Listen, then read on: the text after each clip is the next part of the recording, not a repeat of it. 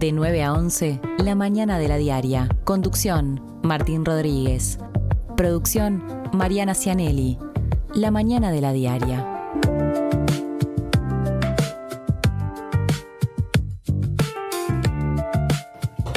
Nueve y 5 de la mañana, ¿cómo les va? Bienvenidos, bienvenidas. Es un gusto abrir otra vez este espacio, empezar otra vez la mañana de la diaria y saber que lo estamos haciendo en la bajadita de la semana con el fin de semana a la vista, ¿no? Asomando. Mariana Cianelli, me parece que comparte esta sensación. ¿Cómo te va, Mari? Muy buenos días, muy bien. Sí, llegando al jueves, con un día, por lo que vemos por las ventanas de aquí, nublado. No me digas que está gris. Está Qué gris. Raro que esté gris. Está muy gris. ¿No? Ya me estoy acostumbrando a ver. Si no lo hubiera, no lo creería. El paisaje atrás tuyo gris. ¿Hay otros colores que no sean el gris? Sí, esta semana no nos tocó. Mirá lo que voy a decir. Hay otros colores que no son el gris, como lo demuestra tu Mi atuendo. color, sí. Señor director, ahí está, ahí la ven.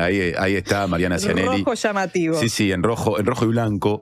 Pese a ser bohemia muy darcenera, Es verdad. Entre Wanderers y River hay rivalidad por vecindad. No de origen, porque River en realidad tiene otra procedencia, pero sí ya de muchos años conviviendo ahí, coexistiendo en el Prado, son canchas casi linderas. Y bueno, vos has desafiado y te has expuesto a la crítica bohemia diciendo yo voy a ir a hacer radio con los colores darceneros. Es verdad. No me había dado cuenta después de que dijiste eso, voy a tener que cambiar los colores del atuendo. No, para nada, por favor. Ahora cada vez que me vista así voy a recordar estos comentarios. Por favor, en estas horas que vuelven a ser de problemas en el deporte o en el fútbol en particular. Ayer hubo un muy feo cierre deportivo, pero más allá de lo deportivo, en términos del clima que se vivió en torno al partido de Peñarol por Copa Libertadores, con gente que intentó meterse al vestuario incluso, ¿no? Entonces, en este tiempo en el que estamos continuamente asistiendo o a hechos de violencia o a discusiones o a redes muy cargadas en torno a lo deportivo y no solo de violencia, agresividad y qué sé yo, por favor, mirá si va a ser un problema que vengas con los colores de River siendo hincha de Wander. Si te parece, ya mismo le recordamos a la gente cómo tiene que hacer para comunicarse con este programa, que en un ratito, en instantes, tendrá ya al aire la primera entrevista del día. Redes y vías de contacto. Comunicate al 099-891-888. Mail radio@ladiaria.com.uy. Vamos a pasar a repasar la portada de la diaria. Les recordamos que nos gusta que nos escriban, así que por favor, ya mismo pueden empezar a escribir. Por supuesto que todos los mensajes no los podremos leer, pero estaremos siguiendo con mucha atención los primeros que lleguen para en el cierre de este bloque hacer los primeros comentarios o las primeras menciones. Mientras tanto, la portada, en este caso la tapa en formato impreso, que dice: Gobierno asegura que preservará incrementos presupuestales previstos para 2027 y cumplirá metas fiscales. Esto es lo que titula la diaria en esta jornada de jueves 28 de mayo de 2026, en la que se acota. Rodrigo Arim dijo que en la rendición de cuentas se reasignarán partidas dentro del presupuesto del Poder Ejecutivo para priorizar infancia, seguridad, situación de calle y empleo. La fotografía, tomada por nuestro compañero Ernesto Ryan, los muestra al ministro de Economía y Finanzas, Gabriel Odone, y al director de la Oficina de Planeamiento y Presupuesto, la OPP, Rodrigo Arim, hablando ayer durante el transcurso de una conferencia de prensa en la que fueron protagonistas.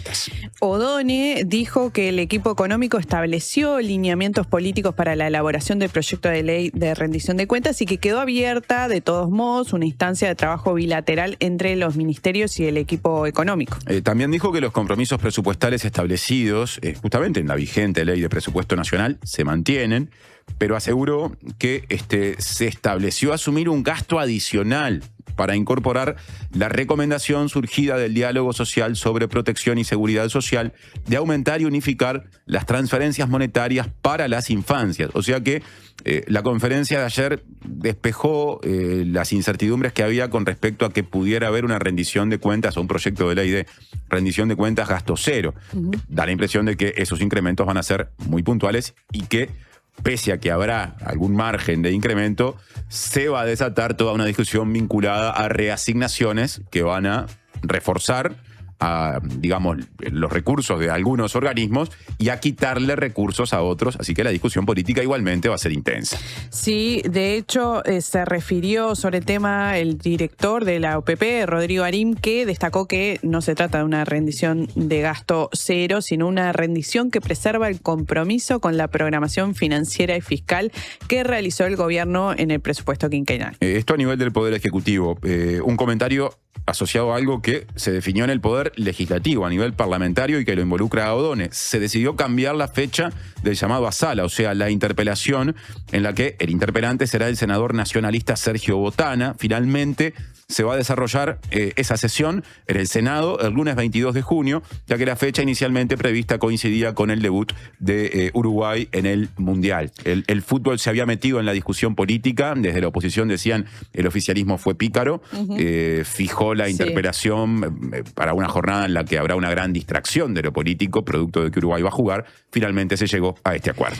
Otro tema importante del día de ayer, el Ministerio de Defensa Nacional tiene a estudio la designación de una abogada de represores como asesora del comandante en jefe del ejército, Mario Stevenacci. Sí, una fuente del ministerio le dijo a La Diaria que la designación de esta abogada llamada Graciela Figueredo como asesora de Stevenacci está en etapa de estudio, luego de que Figueredo fuera cuestionada desde la Asociación Madres y Familiares de Uruguayos Detenidos Desaparecidos por su desempeño como abogada de militares en causas sobre crímenes cometidos durante el terrorismo de Estado. Acotamos, o reitero, muy por arriba, todo lo que detallamos ayer en el repaso de noticias de las 10, cuando no solo dimos cuenta de esto que se sabe, que Figueredo ha defendido o defiende a militares y policías, creo que también acusados y en algunos casos condenados de delitos durante el terrorismo de Estado, sino que ha participado recientemente de foros internacionales en ámbitos formales vinculados al Parlamento Europeo, denunciando la forma en la que Uruguay, a nivel de la justicia, lleva adelante estos procesos en los que están en el banquillo de los acusados, por decirlo de alguna manera, militares y abogados. Otro tema importante del día de ayer, el 46% de los uruguayos desaprueba la actuación de la oposición según una encuesta de Factum. Sí, números que se suman a otros números de los que veníamos hablando.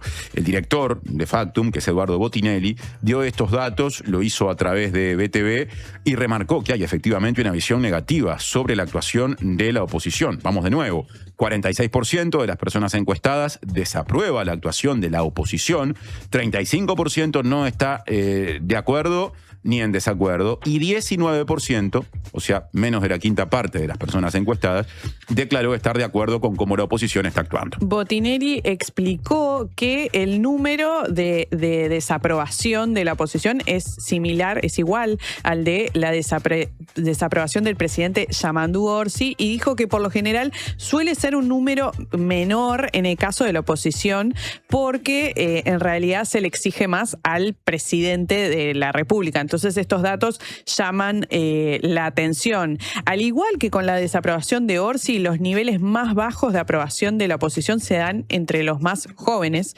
En el tramo más joven, de 18 a 33 años, la aprobación de la oposición es solo del 14%, la desaprobación es de un 38%, y también es el tramo más neutro, es decir, no aprueban ni desaprueban, con un 45%. Juventud y política, Sí. Otra vez como desafío. Queridos compas de Casi Mañana, ahí tienen mucho para desarrollar. Sé que lo están haciendo, pero es como que esto golpea la puerta todo el tiempo, ¿no? Sí. Porque ya no es una cuestión vinculada al gobierno o al Frente Amplio. También quienes cuestionan al gobierno y al Frente Amplio tienen o recogen poco respaldo o niveles de desaprobación muy altos o de indiferencia en ese sector de la población, ¿no? La juventud. En cuanto a los perfiles partidarios, este es otro dato que aporta la encuesta de Factum, 65% de quienes votaron al Frente Amplio desaprueba a la oposición, 5% aprueba el accionar de la oposición y 32% tiene una opinión neutra. En cuanto a quienes votaron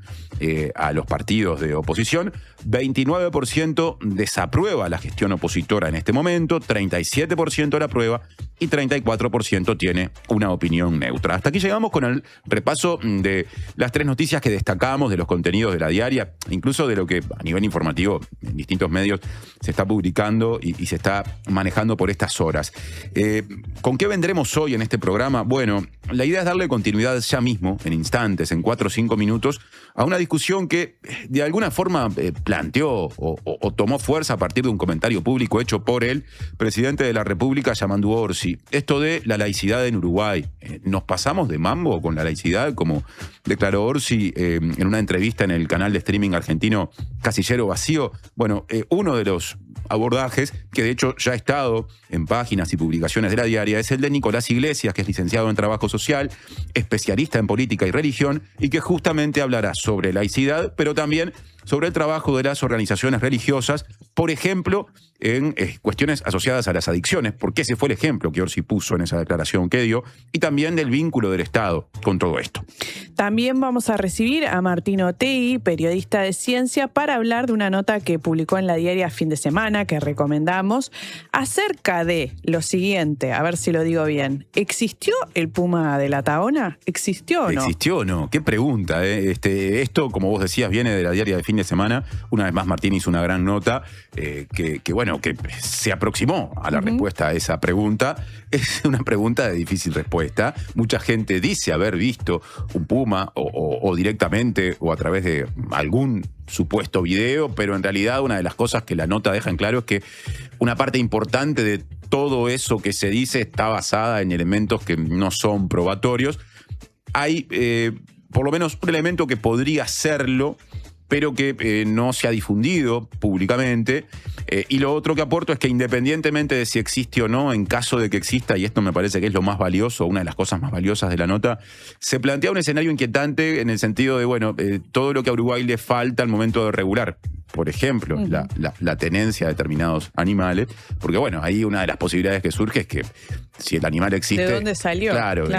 Esté en poder de alguien que en realidad no tiene ninguna autorización para tenerlo, valga la redundancia, y que de repente eso nos conecte, yo qué sé, con redes criminales, ¿no? De contrabando, en fin, esas cosas ocurren también con especies que no están dentro de los denominados animales domésticos. De esto vendrá a hablar Martín Otegui para darle continuidad hablada a esa nota publicada el fin de semana que está en la web. Pueden repasarla si quieren tener esa lectura como preámbulo de lo que van a escuchar más adelante. Y además vamos a retomar otro asunto que ya tuvimos, te diría que a 2 voces en este programa, Mari. Sí, Marcelo Valverde, secretario general de FOSE, va a estar en el programa, lo vamos a estar contactando por videollamada para hablar de las obras sobre agua potable. Sí, dicen desde el gobierno que en este periodo se decidió políticamente potenciar a OCE con un nivel de inversión récord, producto de que en gobiernos anteriores, lo que también involucra al Frente Amplio, de lo que a veces definimos como empresas públicas, por lo menos de la de Masporte, vinculadas a servicios que son esenciales como el abastecimiento de agua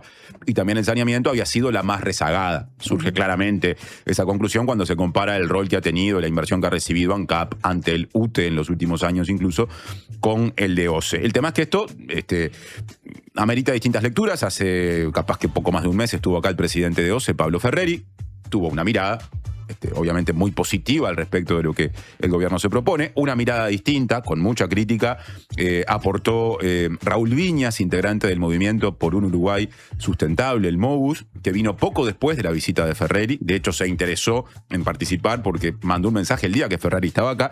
Y entonces, en ese contexto, nos parece que las y los funcionarios de OCE también deben tener la palabra, y por eso hoy hablaremos con el vicepresidente del sindicato. Y nos llegan mensajes antes de ir a la pausa. Un saludo desde la Ruta 10 rumbo a Montevideo, viajando a dedo, Carlos desde La Perla. Mirá vos, yo esos mensajes los asocio con enero. Sí, pero bueno, también se hace dedo en la Ruta 10 en mayo. Y nos escuchan de todos lados, sí, ¿no? Sí, en Rocha me suena, porque la Ruta 10 en realidad también atraviesa otros departamentos, pero tiendo a pensar que es en Rocha en todo caso. ¿Carlos dijiste el nombre? Sí, bueno, nos escribirá. Ahí está, capaz que Carlos en todo caso en un ratito o en instantes actualiza ese mensaje. Me imagino haciendo dedo a Carlos con campera, pertrechado. Bien porque abrigado. Una cosa es la Ruta 10 en enero, cuando buscas la sombra, y otras cosas también. Y una muy distinta es la Ruta 10 en mayo, con niebla, con bruma, y con frío. Ojalá que alguien haya parado. Exactamente, ¿no? Conductores, conductoras, ténganlo en cuenta. Zona de La Perla, dijimos. Sí. Bueno, ahí está nuestro llamado a la solidaridad para con Carlos. Hacemos la pausa para recibir en esta mesa a Nicolás Iglesias y darle continuidad al debate instalado en torno a la laicidad. Fundación SECOM te invita a ser parte de Tejidos del Corazón. Trae tus agujas y juntos tejeremos para que los niños que más lo necesitan tengan un invierno más abrigado. Te esperamos el domingo 31 de mayo de 10 a 16 horas en Shopping Tres Cruces, Sala de Espera Goes. Organiza Fundación SECOM con el apoyo de Shopping Tres Cruces. Protege y embellece tus maderas con protectores de maderas Farben. Tecnología de última generación al servicio de tu propósito. Con acción fungicida, protege de los rayos UV y es hidrorrepelente. Indicados para maderas en interiores y exteriores. Ideales para puertas, ventanas, portones, muebles de jardín y decks. Protectores de maderas Farben. Encontralos en tu pinturería o ferretería de confianza. UTE presenta pequeños grandes consejos de Túnicas en Red. ¿Sabías que para tener agua caliente sin consumir de más, lo mejor es tener un termotanque de 40 litros o más y de clase A? También puedes tener el termostato a 60 grados, que es la temperatura óptima del funcionamiento. Lo probamos en casa y funciona. UTE, avanzamos con energía. Primero está la tierra, el origen, la esencia, lo que es único y propio de una localidad remota en la inmensidad del mundo. Después, la tradición y la historia, lo que cuentan los que entienden de los ciclos y tiempos de la naturaleza. Al final, está el cuidado y el respeto por todo ese recorrido. 6 Montes, cafés del mundo tostados en Uruguay. Te esperamos en nuestra tienda en Rivera 2208, esquina Polié, o en la web. Hola, ¿estás formando tu propia opinión? Estás bien, estás en La Diaria Radio 97.9. Enviar y recibir dinero alrededor del mundo es un sí. Gales te da la posibilidad de hacerlo en sus locales a través de Western Union. Rapidez, cercanía y la tranquilidad de enviar y recibir por Western Union. Otro beneficio Gales para vos. Conoce más en gales.com.uy o llamando al 0800 2026. Gales 50 años. El cambio te favorece. Llegó a Carper la SUV que no te vas a poder sacar de la cabeza. Chevrolet Sonic, la SUV que nació para ser inolvidable. Diseño deportivo, tecnología, conectividad y la seguridad que necesitas para disfrutar cada camino. Encontrala ahora en Carper desde $26.990. Te esperamos en nuestro local de Boulevard Artigas, esquina Gustavo Gallinal. Carper, tu Chevrolet marca Carper. Otoño en la Zabala. En mayo, un nuevo ciclo de teatro en la sala Zabala Muniz del Teatro Solís. Margaritas en el mar, de Rosana Mutarelli. Versión y dirección, Sergio Luján. Cassandra, texto de Sergio Blanco. Dirección de Roxana Blanco. Animales de Dios, dramaturgia de Marianela Morena y Florencia Caballero Bianchi. Reykjavik, de Juan Mayorga. Dirección de Mariana Weinstein. Otoño en la Zabala. Historias con las que construimos pasado y presente. Entradas en venta en Ticantel y boletería del teatro. Presenta Universidad Católica del Uruguay. Creamos futuros.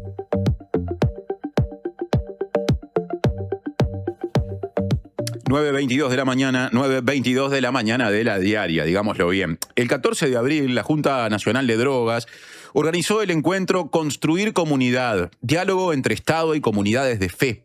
Un espacio de diálogo con referentes de distintas comunidades religiosas que dan asistencia a personas con adicciones, y en la actividad estuvo presente el presidente de la República, Yamandu Orsi.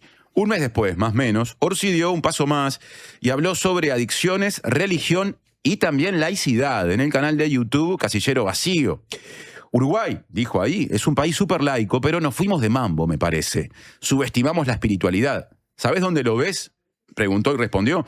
En aquella gente que quedó tirada al costado del camino, que las adicciones o que el abandono la llevaron a ser población sobrante, sostuvo.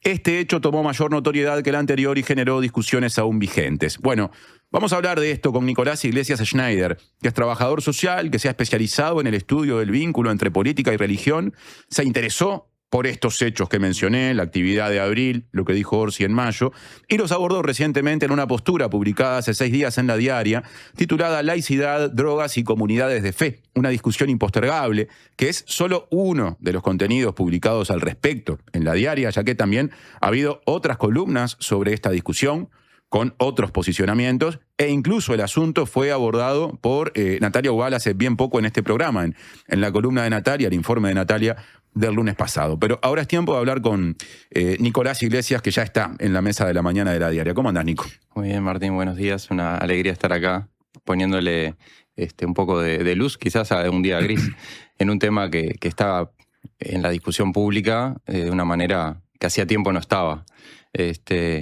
Quizás en relación a este tema, lo otro que quisiera agregar es que durante muchos años yo participé del diálogo interreligioso uruguayo, primero como participante, porque el diálogo interreligioso en Uruguay tiene una amplia trayectoria, hace más o menos 24 o 25 años que existen espacios. El primero que yo fui con 18 años fue en el marco del Foro Social Uruguay, en 2002-2003, y después me tocó ser, entre el 2009 y el 2011, el facilitador técnico, vamos a decir, del diálogo interreligioso en Uruguay, que era un espacio de diálogo que funcionaba en el marco de los diálogos sociales del Mercosur.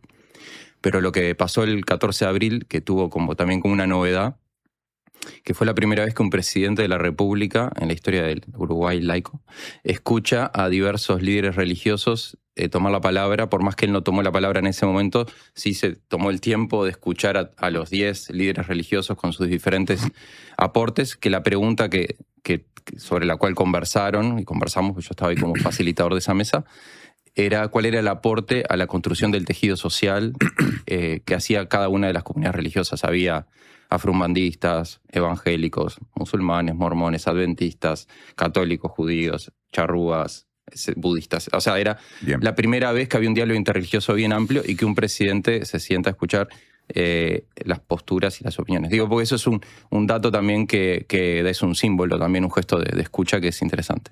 En esta discusión que se plantea ahora, vos participaste, yo lo decía recién, escribiendo una postura, una columna en la sección de La Diaria conocida como Posturas. Y yo repasé la columna y me parece que es interesante empezar el diálogo con el siguiente pasaje. Dice así, escrito por vos: quizás el desafío actual para Uruguay no sea abandonar la laicidad, sino actualizarla. Pasar de una laicidad defensiva, construida contra la religión, hacia una laicidad pluralista, capaz de dialogar críticamente con las múltiples formas de espiritualidad presentes en la sociedad contemporánea. ¿Por qué se debería actualizar el concepto de laicidad en Uruguay? Sí, porque creo que incluso las frases de Yamandú sobre esta, que hizo mucho ruido, hay que entenderlo justamente en la perspectiva histórica del proceso de Uruguay, ¿no? O sea, venimos de un modelo de laicidad jacobina, podríamos decir, radical, o sea, y fue parte de una fuerte lucha entre la Iglesia Católica y el vallismo, especialmente de sectores anticlericales. Entonces, de alguna manera seguimos habitando esa separación radical y que fue necesaria y que ninguna religión tampoco quiere ir para atrás sobre eso, porque justamente esa separación entre Iglesia Católica y Estado es la que garantiza justamente la igualdad de todos los cultos frente al Estado y la libertad de expresión religiosa. Pero esa matriz que culturalmente nos atraviesa a todos los uruguayos, los creyentes y los no creyentes, comprende que la religión es algo estrictamente del ámbito privado y que el Estado tendría una postura, supuestamente neutra frente a la religión. Digo supuestamente neutra porque en realidad esa concepción que muchas veces se defiende o se concibe que el Estado debe ser neutro frente a la religión, pero en realidad en la práctica uno puede repasar muchas cosas y vemos que no es tan neutro, sino que hay que generar reglas claras para que sea equitativo el vínculo y plural el vínculo del Estado con las religiones. ¿Por qué decís que no es tan neutro y que hay ejemplos al respecto? Que no es tan neutro y ni es tan equitativo, porque esta laicidad que supuestamente se abstiene de participar del vínculo con las religiones, después en la práctica no es así. Pensaba en un ejemplo cuando venía acá por la Ciudad Vieja, la señalética de la ciudad. Como no hay una política de diversidad religiosa en la ciudad de Montevideo, la señalética de la ciudad se aplica generalmente a los templos católicos. y no hay señalizados otros templos no católicos, no sé si la sinagoga de acá, que es patrimonio histórico, pero el templo inglés, la iglesia metodista, otros patrimonios históricos de la ciudad no están señalizados. No es un gran problema, pero en realidad da cuenta de la desigualdad de las religiones y que no todos los cultos religiosos en realidad reciben el mismo trato en el pienso de la ciudad del patrimonio histórico. A ver si entiendo, o sea, aunque Uruguay es un país laico en el que teóricamente todas las religiones son iguales, consideradas de la misma manera, la Iglesia Católica tiene una centralidad, un peso, una incidencia y un vínculo mayor que las otras. Y hay una dimensión histórica que lo explica y por eso no podemos negar que hay un peso histórico, obviamente, y un proceso histórico. Y un peso político. Y un peso político, porque quizás en otros campos también vemos, por ejemplo, quiénes son los adjudicatarios generalmente de determinadas políticas públicas que hace el Estado con la sociedad civil. Y quiénes son los que generalmente tienen más acceso a recursos públicos. Voy a hacer un caso de algo que yo estudié bastante, que es la Ley de Donaciones Especiales, por ejemplo. En la Ley de Donaciones Especiales hay distintas ONGs y proyectos con contenido religioso que reciben exoneraciones de impuestos, y cuando uno repasa los que reciben exoneraciones de impuestos, dentro de los confesionales, que son bastantes, son solamente prácticamente católicos. ¿Y eso por qué? Porque la Iglesia Católica tiene una estructura institucional de acceso y de presencia pública, política, etc. Yo digo que no digo que sea malo ni bueno, solo estoy dando cuenta de dos ejemplos de acceso desigual del Estado al vínculo con las religiones. Estábamos hablando de la actualización del concepto de laicidad y terminamos en esta desigualdad. Estos ejemplos para hablar, decir que si el Estado no tiene una política sobre diversidad religiosa y no comprende que el fenómeno religioso es parte de la diversidad cultural y social, lo conoce, lo mapea, incluso podríamos decir, sabe cuántos son las religiones, dónde están, cuánta plata mueven, quién los gobierna, cómo se gobierna. Eso en otros países tiene una forma institucional que es la Oficina de Asuntos Religiosos o las Secretarías de Culto. Tienen distintos nombres. Toda América Latina tiene, hasta Cuba, México, que son países muy laicos, digamos, como Uruguay, salvo Uruguay. Entonces, cuando yo digo que hay que actualizar es porque no podemos seguir actuando como Estado, como que no tenemos ningún vínculo con las religiones, cuando en sí tenemos vínculo con las religiones. Y cuando uno va al campo de las políticas públicas de infancia, de adicciones, de cárceles, de educación y otros campos, y quizás estos que justamente hicieron más ruido, que son los de adicciones, pero cuando uno revisa toda la política pública, hay un montón de vínculos con las religiones. Yo me empecé a interesar en este tema cuando yo estudiaba trabajo social y me estaba por recibir, en 2006, 2007. Yo empecé a ver, era mi tema de tesis, yo quería estudiar sobre la laicidad en las políticas públicas, pero yo en mis 20 años de trabajo social casi siempre trabajé en organizaciones religiosas en convenio con el Estado. Entonces conozco esto desde adentro. Y a mí me preocupaba que dependiendo quién era la organización religiosa que conveniaba con el Estado, era cómo comprendía justamente la laicidad. Para hablar muy en concreto, en un centro juvenil de X ONG religiosa, los gurises rezaban antes de comer la merienda. Y en otro decían, no, de ninguna manera. Dos organizaciones basadas en la fe. Otros decían, hagamos un momento de silencio para dar gracias y que cada uno dé, el que quiera, el que no dé. En uno se deja poner un texto bíblico porque estaba ahí, en otro se deja un crucifijo, en el otro dice, lo tapamos porque eso viola la laicidad. Y como eso no está discutido, no está problematizado, no está visibilizado, cuando Plan Caís, por hablar de otra cosa que nada, convenía con las organizaciones de la sociedad civil, no tiene una mirada sobre eso particular quizás. En INAU, ahora voy a decir, INAU que sí tiene un reglamento de convenio bien aceitado y bien desarrollado, creo que en el 2018-19 sí incluyó la definición de laicidad. Pero cuando yo estudiaba mi tesis, que al final nunca logré hacer en aquel momento, porque nadie me llevó el viaje, porque no era importante el tema en el 2007, en el 2019 por ahí INAU hizo una definición de la laicidad que es la misma que está en el artículo 17 de la Ley de Educación, que la laicidad es la discusión plural de todos los contenidos, de las creencias y las no creencias, en un ámbito democrático, crítico, abierto. Que es un concepto de laicidad, el que tiene la Ley de Educación, que si uno en verdad lo mira, ni siquiera se aplica en la educación pública uruguaya. Entonces uno la laicidad la puede ver en las políticas públicas. ¿Por qué no se aplica en la educación pública uruguaya, decís? Porque en la educación pública uruguaya hay mucho miedo de hablar de la diversidad religiosa, que es otro capítulo. Así como estamos hablando de la laicidad en el espacio público y la laicidad en las políticas sociales, no sé con qué libro de historia estudiaste vos, pero cuando yo estudié... Ya no me acuerdo porque pasó mucho tiempo. Pero teníamos libros. En el libro de segundo, por ejemplo, había una página y media para la Reforma Protestante, me acuerdo. O sea, había 2 renglones de Lutero, 2 renglones de Calvino, Enrique VIII se quería divorciar, ahí salieron los anglicanos y más o menos era la idea que teníamos de la Reforma Protestante.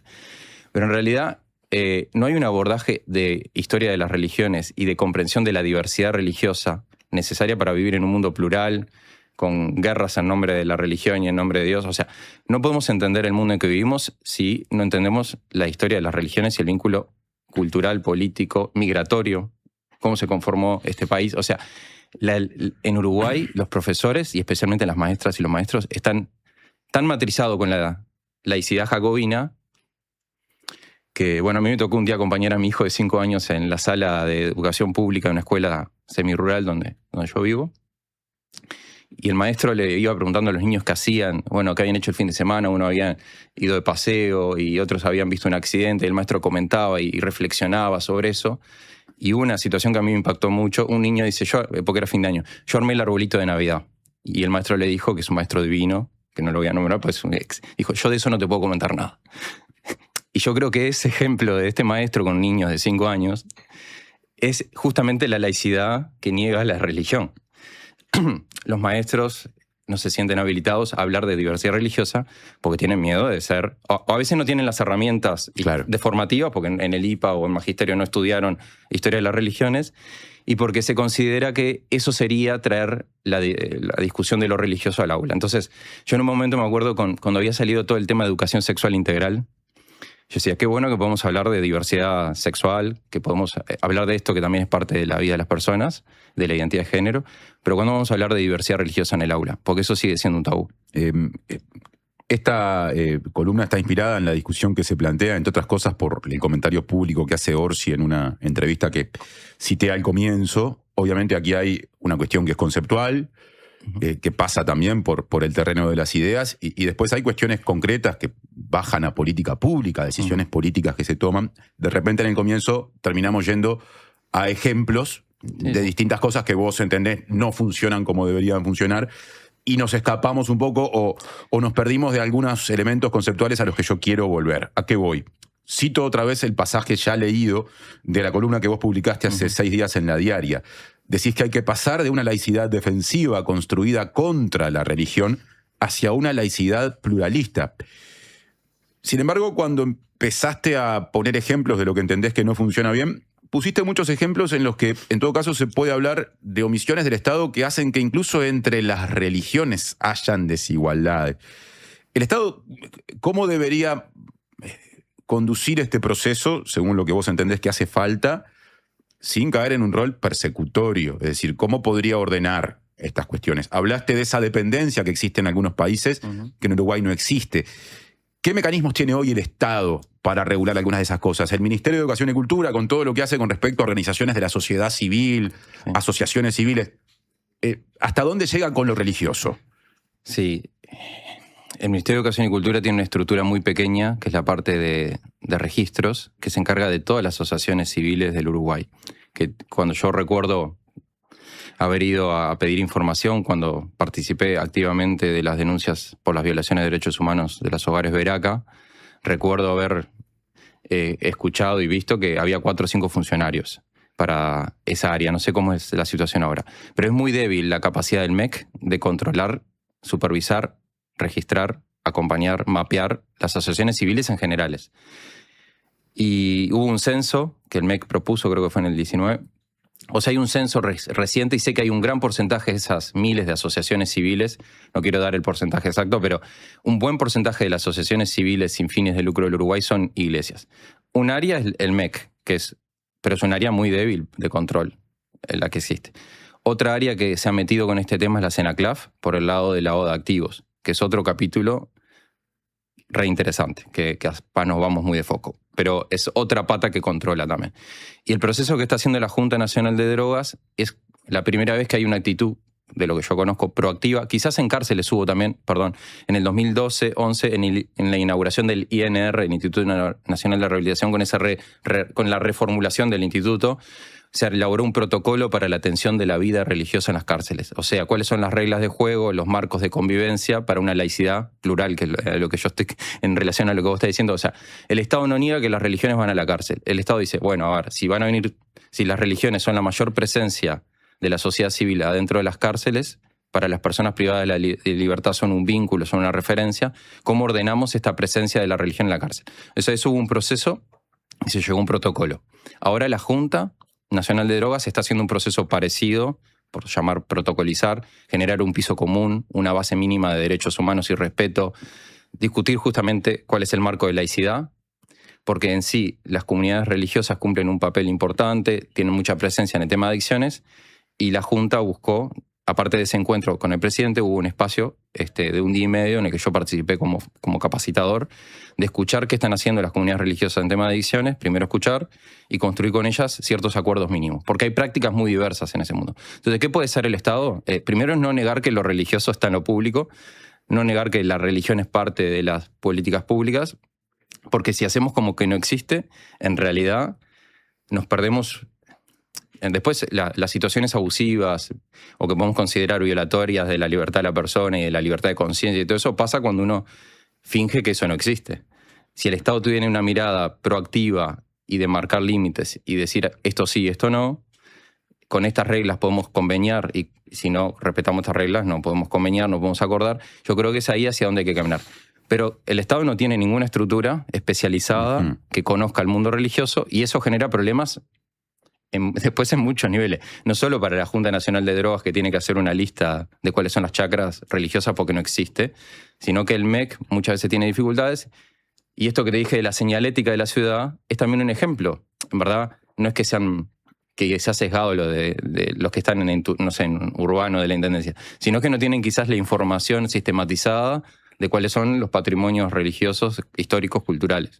Son las 9:40, tenemos que hacer una pausa. Sí, abrimos un montón de temas. Claro, hay muchos temas planteados. Yo siento que es una entrevista que en realidad todavía no ha avanzado más allá de la caracterización de una serie de problemas. Y yo quiero dejar planteado lo que me propongo abordar contigo a través de las preguntas en el siguiente bloque, leyendo otro pasaje de tu columna o de tu postura, que me parece que asoma o que plantea una mirada hacia los eventuales riesgos de que ese proceso de actualización del concepto de laicidad que vos entendés que es necesario se haga sin determinados cuidados. Vos escribiste también. Pero el reconocimiento tampoco puede convertirse en romanticismo comunitario. Existen antecedentes preocupantes vinculados a algunas experiencias religiosas de rehabilitación, donde se han denunciado prácticas de disciplinamiento, dependencia emocional, instrumentalización política, opacidad financiera y vulneración de derechos. Para hablar de riesgos y contrastar opiniones, el siguiente bloque. ¿Te parece? Me parece. Ya venimos. Presentó Universidad Católica del Uruguay. Creamos futuros. Si cuando pensás en el futuro sentís que tu voz interior deja de hablarte normal y empieza a hablarte de una forma extraña, particular, utilizando un lenguaje excéntrico y un tono exacerbado, mientras escuchan sonidos de efectos especiales y música dramática, es porque te estás haciendo demasiado la película. La mejor forma de prepararte para el futuro es con Ahorro Más Vida de Banco de Seguros del Estado. Consulta con tu asesor de confianza en nuestras oficinas o en bse.com.uy. En Vida BSE podés confiar toda tu vida. Ahora sí, Canaria Suave es la yerba para cuando tenés esas ganas de tomar un buen mate después de todo el día de buenos mates. Ahora sí, prueba Canaria Suave, porque Canarias es la yerba de mi país. En Anda lo damos todo y los propietarios nos hacen todo tipo de preguntas. Para alquilar mi propiedad con Anda, ¿tengo que ser socia? No tiene por qué. ¿Pero puedo serme socia? Puede. ¿Y qué gano? Puede pedir adelantos de alquiler y cobrar varios meses juntos. Taca, taca. Soy propietario. ¿Qué me dan? Poder cobrar en fecha todos los meses. ¿Me sirve? ¿Un cafecito? Bueno. No hay garantía como la de Anda, porque es la que da más beneficios y descuentos a inquilinos y más seguridad a propietarios e inmobiliarias. La garantía más aceptada del país, la número 1. La más conveniente. Sí, en Anda lo damos todo. Hay una cancha donde juega la selección y hay otra donde jugamos todos. En una se cuida el arco, en la otra se cuida la salud. Son partidos distintos, pero con algo en común: la importancia de estar bien acompañado. Por eso Médica Uruguaya juega afuera de la cancha, cuidando a los que están adentro y a todos los uruguayos. Médica Uruguaya, sponsor oficial de la selección y la salud uruguaya. Hola, ¿estás pensando en el mundo? Estás bien, estás en la Diaria Radio 97.9. El Alemán al Auditorio del Sodre. Último disco de Gerardo Dorado, El Alemán. Yo, ¿quién sería? El Alemán, 26 de julio en el Auditorio del Sodre. Entradas en Ticantel. Siempre hay una librería cerca tuyo y la mejor forma de cuidarla es comprando ahí tus libros. En La Diaria amamos las librerías y el amor es correspondido. Por eso con tu suscripción accedes a un 15% de descuento en las siguientes librerías de Montevideo: Guarida, La Libélula, Lannister, Afrodita, Pocho Libros, Librería Montevideo, Lotremont, Oso Libros, Lecturas Cómics y Librería Selvirrey. Leer tiene beneficios. La Diaria. Natal está de aniversario y lo festeja a lo grande. Aprovecha la promo 3x2 en productos seleccionados. Sí, escuchaste bien. Llevas 3 y pagas 2. Porque en Natal nosotros festejamos y el regalo es para vos. Natal, hace 22 años, salís ganando. Ver bases y condiciones en natal.com.uy. Promoción válida desde el 1 hasta el 22 de junio de 2026. Presenta Suzuki, el mejor valor de reventa en el mercado.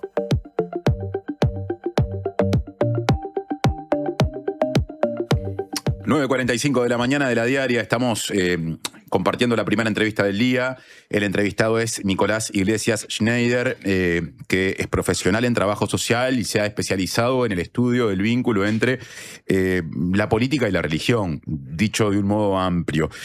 Antes de continuar con una entrevista centrada fundamentalmente en la discusión en torno a la laicidad que se ha planteado en las últimas semanas, quiero leer algunos de los mensajes que han llegado. Uno dice, uno de los mensajes que llegó, en este caso el de Claudio: comparto totalmente lo que dice el entrevistado. Inclusive hasta ahora solo se habló de las religiones y no de lo espiritual. Acá agrego yo que Orsi habló de la espiritualidad. Agrega quien nos escribe: nos falta mucho trabajar la espiritualidad de nuestro alumnado. Estamos perdiendo una dimensión esencial en lo que hace a las personas, seres humanos. ¿Cómo hay que entender espiritualidad? Defínamelo rápido, Iglesias. Es otra arena profunda, pero sí, está bien diferenciar religión, que se refiere a lo institucional, a las instituciones que administran, dirían algunos autores, como los bienes de la salvación, o sea, las instituciones que se vinculan con esta dimensión. Y la espiritualidad es algo mucho más amplio que la religión, que la religiosidad en términos institucional, porque puede haber... desde algunas perspectivas antropológicas, bueno, la espiritualidad es parte de la trascendencia del ser humano, es lo que nos vincula con lo otro, con lo que está más allá de lo material. Uh-huh. Y eso incluso puede haber prácticas que la gente no asocia con ninguna religión, como la yoga, la meditación y no sé qué, que tienen una dimensión del desarrollo de la espiritualidad, de más allá de lo material. Y creo que Yamandu Orsi lo que dijo es sí, hay que recuperar la dimensión de la espiritualidad, porque la espiritualidad no es solo hay que tomarla en cuenta como lo que hacen las iglesias o las religiones en relación a la práctica de un dogma, un culto y una liturgia, una práctica ritual, sino que la espiritualidad también te conecta con el sentido de la vida, con el sentido último. Entonces puede haber espiritualidades no confesionales y no religiosas. Otro mensaje de la audiencia, con respecto al ejemplo que vos ponías de cómo entendés que en la educación, en la currícula educativa en el Uruguay, como consecuencia de ese concepto de laicidad que vos entendés que se debe actualizar, no se le da el debido espacio, por ejemplo, al estudio de las religiones. Dice una persona, Adriana en este caso, en la educación se estudia religión. Fui al liceo público y en cuarto, en historia contemporánea, vimos muchas religiones. Obvio que no todas, pero sí muchas. El problema es que las religiones estén metidas en las políticas públicas. Eso de tercerizar todo a las organizaciones religiosas es lo que está mal. Esto es lo que dice Adriana. Y yo acá aprovecho el mensaje para ir al tema que dejé planteado, tomando un fragmento de la columna que vos publicaste en La Diaria, la postura. Vos entendés, más allá de lo que planteás como necesidad de actualización, que hay riesgos. Si el vínculo del Estado y lo religioso no se regula, no se maneja de otra manera. Escribiste que hay riesgos por denuncias concretas existentes, prácticas de disciplinamiento, dependencia emocional, instrumentalización política, opacidad financiera y vulneración de derechos. ¿En Uruguay hay ejemplos concretos, cotidianos? ¿Eso está ocurriendo en este momento? Bueno, yo durante como 4 años con Angelina de los Santos, que era una compañera acá del diario, estuvimos recorriendo, por ejemplo, los hogares Veraca y siguiendo a fondo este tema. Después ese tema pasó a Estado Parlamentario con la diputada que falleció, Berta Sanseverino, en la Comisión de Derechos Humanos. La diputada del Frente Amplio, Sanseverino. Y bueno, todo eso fue un proceso que comenzó con una investigación que arranqué yo y después seguimos con Angelina en el rol que los hogares Veraca del diputado Álvaro Dastugue fue muy visible en el 14 que usaron las personas que estaban internadas en los hogares justamente en procesos de rehabilitación para la militancia política partidaria en el 2014 y en el 2019. Porque Dastugue es diputado del Partido Nacional. El Partido Nacional. Primero con Alonso, que salió senador en aquel momento, después con la lista de Sartori. Entonces, durante esos 7, 8 años hubo una fuerte instrumentalización de las personas internadas en los hogares Veraca, que en aquel momento iban entre 600, 700 a unas 1.000, 1.100 personas en los hogares Veraca, en unos 60 y pico hogares Veraca. Los 65 hogares Veraca siguen existiendo. Sí bajaron mucho su perfil público, creo que en parte por todo este proceso que hubo de visibilización y de denuncia de algo que no estaba bien. Y hubo una recomendación de la Institución Nacional de Derechos Humanos en el 2017 que le recomendaba, creo que puede ser la institución, a que el Poder Judicial y al INAU y ninguna institución estatal derivara, porque lo que estaba pasando, que eran los argumentos del apóstol Márquez y Dastugue, decía, nosotros, la gente nos la deriva hasta el propio Estado. El Estado nos observa algo, pero el Estado nos deriva a personas. Y esa orientación de la Institución Nacional de Derechos Humanos creo que se cumplió en los primeros años y como todas las cosas después creo que dejan de cumplirse. Porque el propio Dastugue, lo escuché en una entrevista hablando de este tema también, dijo que le siguen derivando personas del propio... creo que se refería al Poder Judicial específicamente. Entonces, existen como, diría que distintos niveles de falta de control. El que tiene menos control son las instituciones que no tienen ningún convenio con el Estado y que se manejan de manera autónoma. Y por ejemplo, Veraca y en segundo nivel diría Remar, que son las dos que tienen mayor presencia en la calle, o tenía Veraca, ahora tiene Remar, en la venta de productos y esto. Porque el concepto de estas comunidades es que cada chacra es más o menos autosuficiente, tiene una producción. En el caso de Veraca hay hasta empresas montadas adentro de las chacras. Y eso en aquel momento, el propio Ministerio de Trabajo hizo inspecciones, bueno, hubo recomendaciones. Porque lo otro que está vinculado a esto, que fue una discusión que se dio en todo aquel periodo y quedó guardada, que es la ley de voluntariado. El Uruguay no tiene una ley de voluntariado para la sociedad civil. Esto quiere decir que no hay ningún marco que regule, que diga qué es voluntariado y qué es trabajo. ¿Qué se puede comprender? ¿Qué acción voluntaria de personas que salen a pintar ayudar a un vecino a construir algo, pintar, arreglar una plaza, no sé, recreación, lo que fuera? Eso sería voluntariado, porque está en determinado marco. Pero si yo tengo una persona en un centro chacra encerrado de rehabilitación y lo hago laburar 8 horas y no le pago y lo tengo en condiciones y no está en caja y en realidad le digo que eso es un trabajo terapéutico, pero en verdad lo estoy haciendo laburar 8 horas. Como pasaba un caso extremo en los hogares Veraca de personas de una chacra de la zona de Delta del Tigre que lo mandaban a trabajar a una automotora, mandaban a las personas internas y esos sueldos no los agarraba cada interno de Veraca, sino que se los quedaba el pastor y esas personas no recibían ningún salario. Eso me acuerdo en aquel momento de hablarlo incluso con el delegado del PIC-CNT que estaba en el área de metalúrgico. Entonces, esto es el caso más extremo. O sea, para que la audiencia vea, lo que hace Veraca no es lo que hacen ninguna otra de las instituciones que estoy nombrando. Remar tiene un modelo sí de trabajo y oración y religión muy fuerte, pero entiendo que tienen, por lo que he visto, mucho más consideración y no tienen empresas montadas adentro de las chacras. Creo que identificamos las personas que venden por la calle con mucha facilidad a quienes venden porque pertenecen a Remar, ¿no? Pero bueno, es verdad que estas instituciones existen porque muchas de estas personas no tuvieron otro lugar donde ir, digamos, ¿no? Entonces también ese es otro dato que no podemos perder de vista. Bueno, pero en esta discusión está muy presente desde los espacios más reacios a reconsiderar el concepto de laicidad en Uruguay, una idea que podría resumir, simplificando, de la siguiente manera. El problema, o esto no requiere mayor involucramiento de las comunidades religiosas en atención de adicciones o de determinados problemas, sino mayor presencia del Estado. ¿Vos qué respondés ante eso? Y bueno, como decía, están estas que no tienen ningún convenio con el Estado. Después están las que tienen algún tipo de apoyo del Estado, que reciben algún tipo de fondos estatales, que son las primeras sobre las cuales que habría que intervenir. Intervenir en el buen sentido, digamos. Controlar, acordar, generar acuerdos, porque el propio Estado la está financiando. Acá me refiero a unas... creo que alguien lo dijo, no me acuerdo, un poco errado, pero más o menos de las 30 chacras que hay de salud mental y que están enmarcadas en el MIDES, unas 20 tienen un perfil religioso, no todas pentecostales, que eso se dijo acá, que no es correcto. son religiosas, algunas de espiritualidad plural, laica, o sea, espiritualidad media genérica, o sea, que trabajan la dimensión espiritual no confesionalmente, otras católicas, otras evangélicas, más protestantes y unas cuantas pentecostales. O sea que el Estado tiene ahí ya una tarea para hacer. Pero esta tarea ya la hizo con INAU, porque esto, o sea, convenios con organizaciones basadas en la fe hay desde que existe el Estado, probablemente, uruguayo. Entonces, no es que eso. ¿Qué es lo que creo que hay que hacer? Es controlar lo que existe, regular, acordar. También hay que generar propuestas laicas, porque lo que yo creo que falta en el campo específicamente de la internación es que hay muchas propuestas que son religiosas, tiene que haber más propuestas laicas y tiene que haber propuestas más de reducción de daños, porque en el periodo de gobierno pasado, que es cuando se instaló yo trabajaba con personas en situación de calle hasta hace un año, entonces lo que conozco de adentro, casi todas las propuestas tenían un modelo que es más bien el prohibicionista, vamos a decir, el de abstinencia total. Que el de abstinencia total, o sea, estás con un problema de consumo, para estar en este proyecto tenés que consumo cero. A algunas personas les puede funcionar, vamos a decir eso.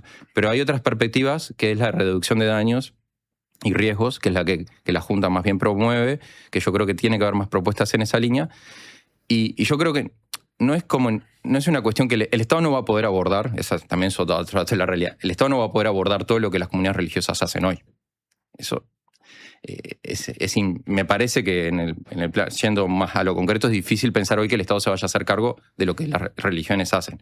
Yo creo que más bien tiene que haber un diálogo inteligente de qué reglas pone el Estado para que las comunidades de fe que aportan al bien común, al tejido social y que cumplen un rol social, lo controle, lo acuerde y que no sea en total impunidad, que es lo que pasaba en aquel momento cuando yo estudiaba era acá, y creo que de alguna manera sigue pasando. Yo creo que ahí hay un terreno que puede ser el de la coincidencia. Mucha gente dice, no, el Estado debería tomar todas esas acciones, que es el de lo que podemos definir como políticas públicas. Porque las comunidades religiosas después hacen muchas otras cosas que tienen directamente que ver con la parte confesional, en fin, con otros objetivos que ahí sí ya no son los del Estado. En todo caso, el Estado otorga libertades o da un marco de libertades con cierta regulación para que eso ocurra. ¿A qué voy con este comentario? Cuando hablamos de, si hay alineamiento o coincidencia en torno a determinadas políticas públicas y objetivos, ahí eventualmente se puede explorar la posibilidad de que haya, como pasa, convenios o trabajo en conjunto. ¿Qué pasa cuando algunas de las comunidades religiosas, que eventualmente en algunos aspectos sanitarios, supongamos, pueden trabajar en un sentido que al Estado le parezca positivo, en paralelo reproducen discursos que van en contra de otras políticas públicas o definiciones legales como las vinculadas a género o a género y diversidad? Porque eso también ocurre y es parte de los riesgos que algunas personas en esta discusión han advertido. Por ejemplo, aquí en el informe que hizo Natalia Oval el lunes pasado, lo escuchamos en la voz de la senadora frente amplista Constanza Moreira. Entonces, me interesa una reflexión a propósito de ese riesgo. Sin duda. No, yo estoy totalmente... Es lo que quise decir en esa línea tan breve de las tensiones, porque este es un campo lleno de contradicciones. Y así como hay comunidades de fe que defienden los derechos humanos y la perspectiva de género y diversidad, hay otras que tienen un discurso totalmente contrario a los derechos humanos de las personas de la diversidad, se oponen a un montón de temas de equidad de género, etc. Yo creo que ahí es donde el Estado sí, o no trabaja con estas comunidades, pero tampoco lo que digo que vuelvo a decir, pero tampoco puede fingir demencia que eso no existe. O sea, algún tipo de regulación y marcos tiene que haber. Y si decide trabajar con algunas comunidades religiosas que tienen perspectivas, vamos a decir, contrarias o conservadoras en estos campos, creo que ahí es donde vale la pena sí generar acuerdos muy claros. Y tiene que haber más opciones, porque lo que sucede hoy es que en algunas áreas, muchas personas terminan, en el caso más extremo, en Veraca y Remar, extremo en el sentido de sin apoyo estatal, porque claro, hay pocas opciones dentro del campo del Estado. Tiene que haber, o sea, yo estoy diciendo, yo creo que el Estado tiene que dar más opciones y más alternativas. No sé si estatales, pero con sociedad civil, vamos a decir, laica. Pero tampoco podemos romantizar con esta idea, ni romantizar las comunidades religiosas, ni romantizar las asociaciones civiles laicas, porque toda asociación civil o grupo humano que se reúne con algún tipo de fin último, que es o ideológico o es tener un empleo. O sea, tampoco romanticemos la visión de una asociación civil que no sea religiosa, porque todo grupo humano que se reúne tiene algún fin último. Que algunos será más confesional, como una motivación religiosa, y otros son otro tipo de motivaciones políticas. Pero entonces, volviendo al comienzo de la entrevista, ¿hace falta redefinir el concepto de laicidad o simplemente lo que hay que hacer es cambiar algunos aspectos regulatorios. Pasa que el concepto de laicidad atraviesa todas las prácticas que mencioné al principio, que no voy a, o sea, todas las educativas, las de espacio público, o sea, y no es que hay muchos modelos de laicidad. Lo que yo creo es que a veces se parte de la concepción falsa de que el Estado ni financia las religiones, porque estamos hablando de que no financia lo religioso, o que no financia instituciones religiosas, o que no se vincula con las religiones.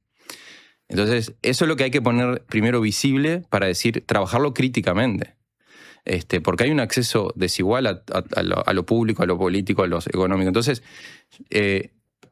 y creo que el concepto de laicidad que manejamos en general es más bien negador de esta realidad. Y cuando vos negás algo, después no te permite justamente problematizar lo existente. Hablando de problematizar, de discutir, de debatir y de las páginas de la diaria y las publicaciones. Creo que el mismo día en el que se publicó tu columna, se publicó una de Marcelo Aguiar. Marcelo es arquitecto y escribió una columna titulada en 3 signos de interrogación. ¿Nos fuimos de mambo con la laicidad? Tomando la frase, en todo caso volviendo a la pregunta, en lugar de afirmación, del presidente Orsi. Y en un momento dice, la laicidad entonces es una regla de juego institucional que asegura el pluralismo, delimitando los ámbitos de actuación de lo religioso.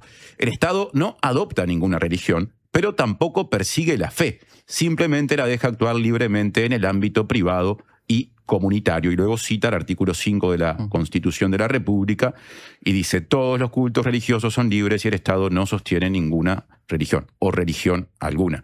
¿Qué pensás de esa definición? Que más o menos lo que dice es la Constitución. Lo que está escrito garantiza las libertades religiosas necesarias y no implica persecución a las comunidades religiosas. Pero lo que está escrito el artículo 5 lo que está escrito está correcto, estoy totalmente de acuerdo. Esa redacción no debe cambiar. Es que yo creo que nadie se propone cambiar la redacción del artículo 5 de la Constitución. Pero uno puede, así como existen, eso tiene 110 años y no tiene una reglamentación para abajo. Yo no sé si el camino igual es la reglamentación. Yo soy mucho más humilde en mi propuesta.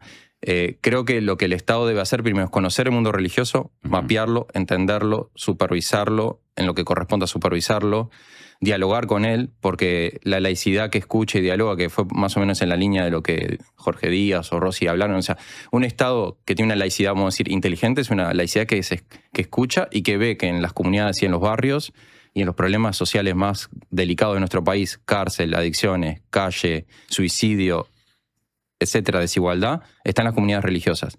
Las va a dejar operar como libre, entonces hay una concepción liberal, bueno, como el libre mercado que se regule, porque eso es el problema de esa posición liberal, hiperliberal de la laicidad. Que ya está marcado que las religiones hagan lo que quieran, tienen libertad.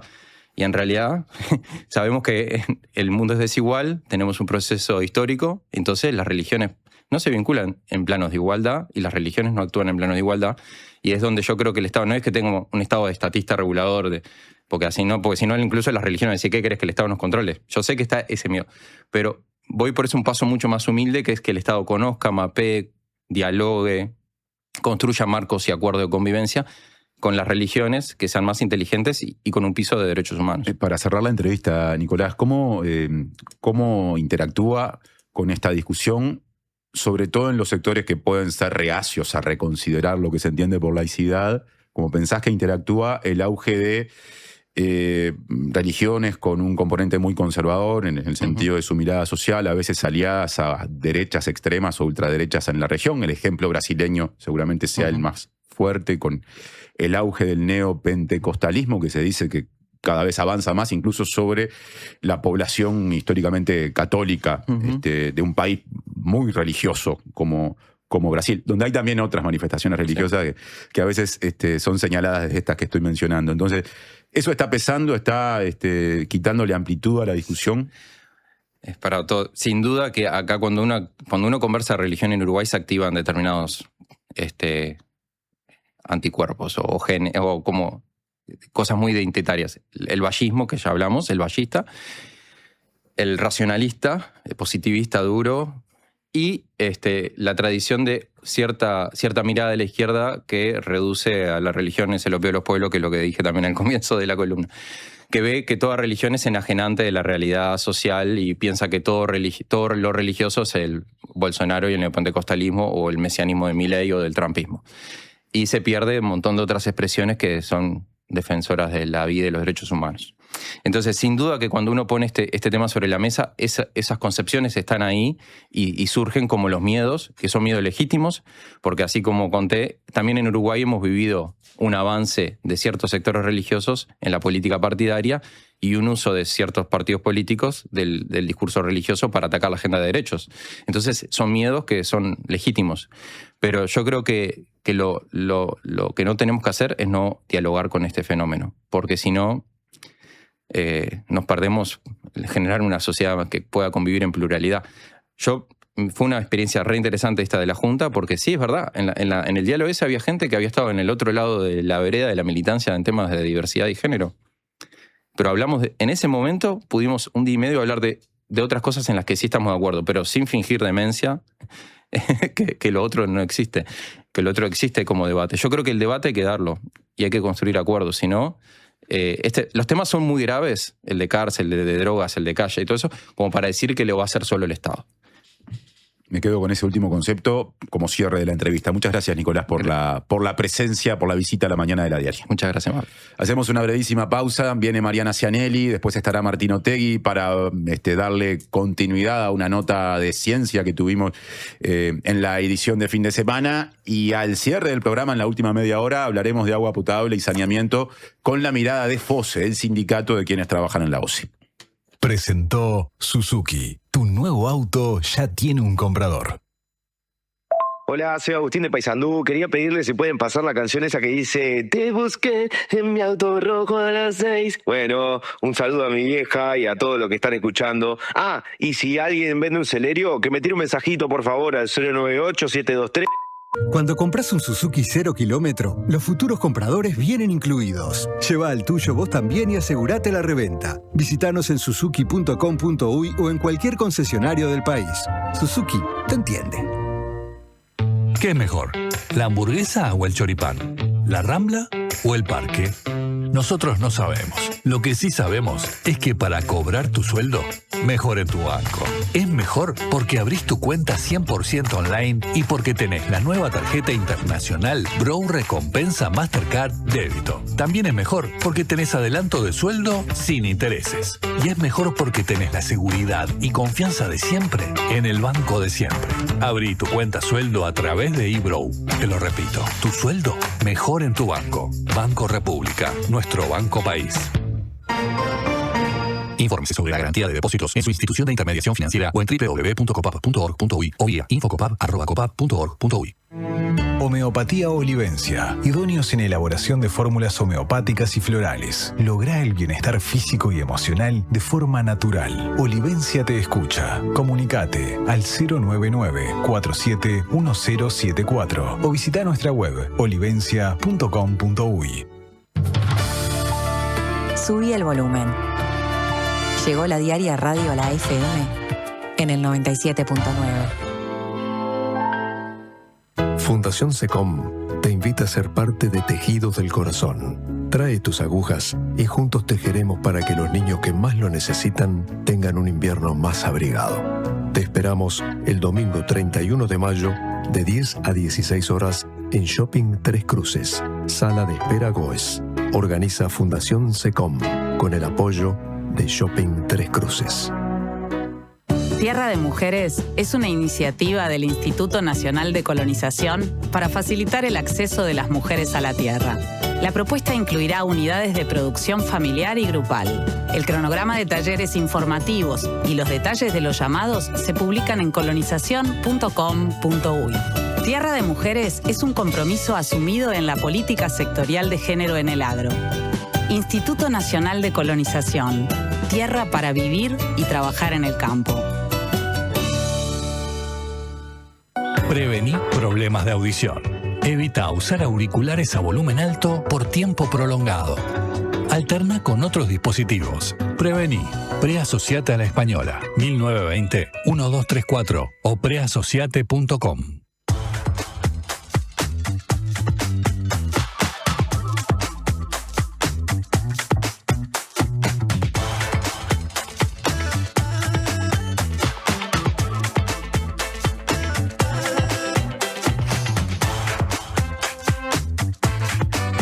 10:08 de la mañana de la diaria. Es el momento de la información, del repaso de noticias del 50% de nuestro programa, por decirlo así, si tenemos en cuenta el tiempo que ya ha ocurrido y el que queda por delante. El diputado colorado Felipe Schipani pidió informes por la compra que hizo el presidente Yamandu Orsi de una camioneta con descuento.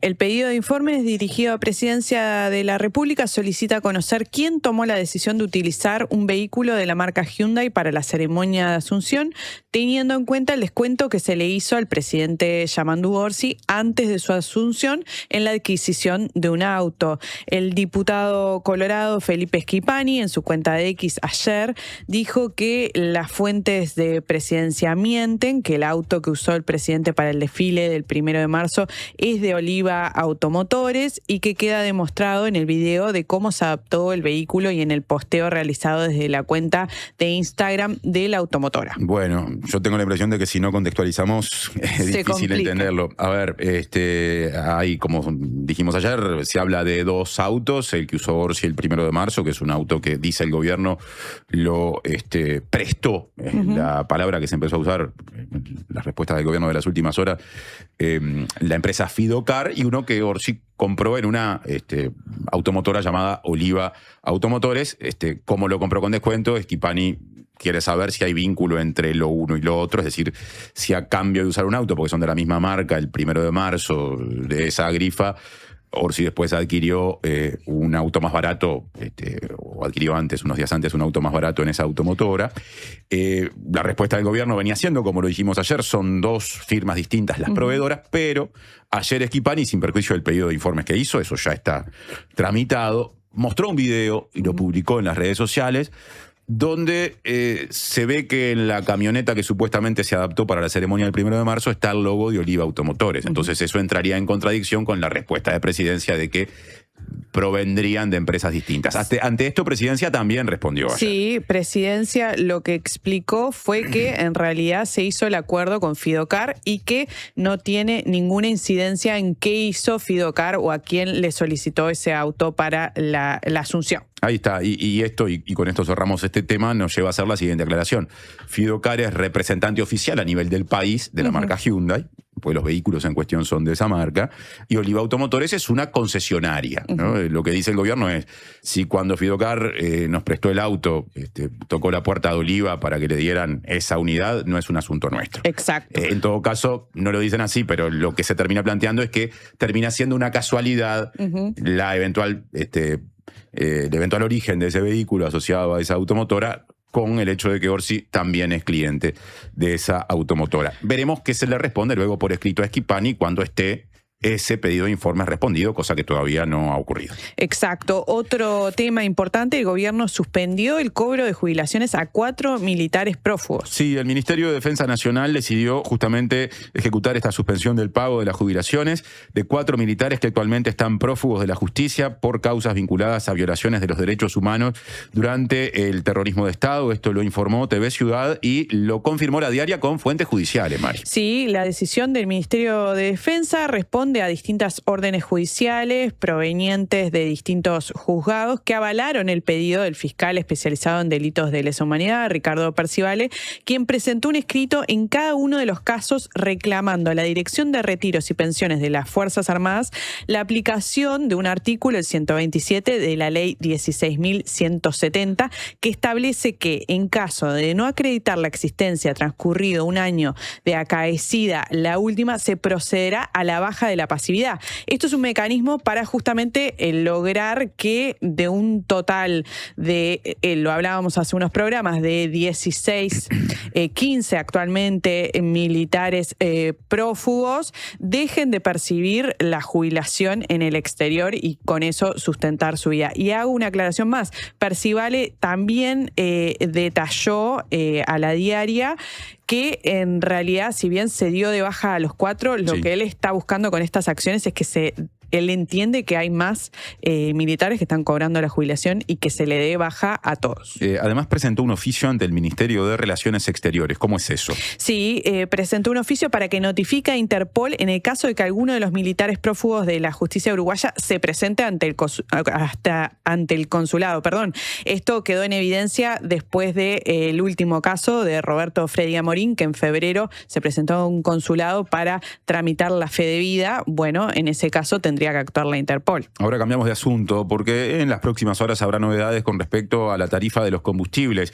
Y el informe de la Unidad Reguladora de Servicios de Energía y Agua, la URSEA, indica en lo que hace a la evolución del precio de paridad de importación, el PPI, que hay caídas moderadas en los precios de todos los combustibles. Acá entra el gasoil, lo cual es muy importante, excepto en las naftas. Sí, a diferencia del informe anterior en el que se constató el incremento de los precios para todos los combustibles, en esta oportunidad el único aumento, decíamos, es para el caso de las gasolinas, que vieron incrementos en el entorno del 2%. Las categorías restantes, como decías, incluido el gasoil, experimentaron caídas moderadas de entre 2% y 6%. Pasando a los datos concretos de las naftas, la nafta Premium 97 experimentó un incremento de 2,6%, mientras que el costo de la Super 95 creció 2,5%. En función de esto, la URSEA calculó nuevos valores de referencia para los precios de venta al público, los cuales arrojan que el próximo mes un litro de Super 95 y uno de Premium 97 deberían costar 93,3 pesos y 96, pesos uruguayos respectivamente. Bueno, eso implica, si se aplicara ese criterio, ¿no? Si se colocara como precio de venta al público lo que dice la URSEA, eso implicaría una suba en el caso de las naftas. Ahora, la fijación es política. Sí. La hace el Poder Ejecutivo tomando en cuenta este informe es preceptivo, pero no vinculante. Eso quiere decir, lo tienen que leer al informe de la URSEA, pero después la decisión no está acotada a esos números que el informe de la URSEA establece. Entonces ahí es donde el fuenteo político, hasta el olfato diría, empieza a jugar. El fuenteo lo que da es que posiblemente las naftas suban, no sé si al número que dice el informe de la URSEA, pero que suban, y no se descarta que pueda haber una baja en el gasoil. Bien. Lo que, claro, no le evitaría al gobierno el trance que en general las autoridades preferirían evitar, de decirle a la ciudadanía por tercer mes consecutivo van a subir las naftas, pero permitirían que una parte de la cuestión muy importante para el sector productivo, el precio del gasoil, pudiera estar asociada a un alivio, porque el gasoil viene de subir fuertemente también en los últimos 2 meses, que han estado condicionados por el contexto internacional, ¿no? Por lo que la guerra de Estados Unidos e Israel contra Irán ha generado en la cotización del petróleo y, por añadidura, en el precio de los combustibles refinados. 10:16, estamos haciendo La Mañana de la Diaria. De 9 a 11, La Mañana de la Diaria.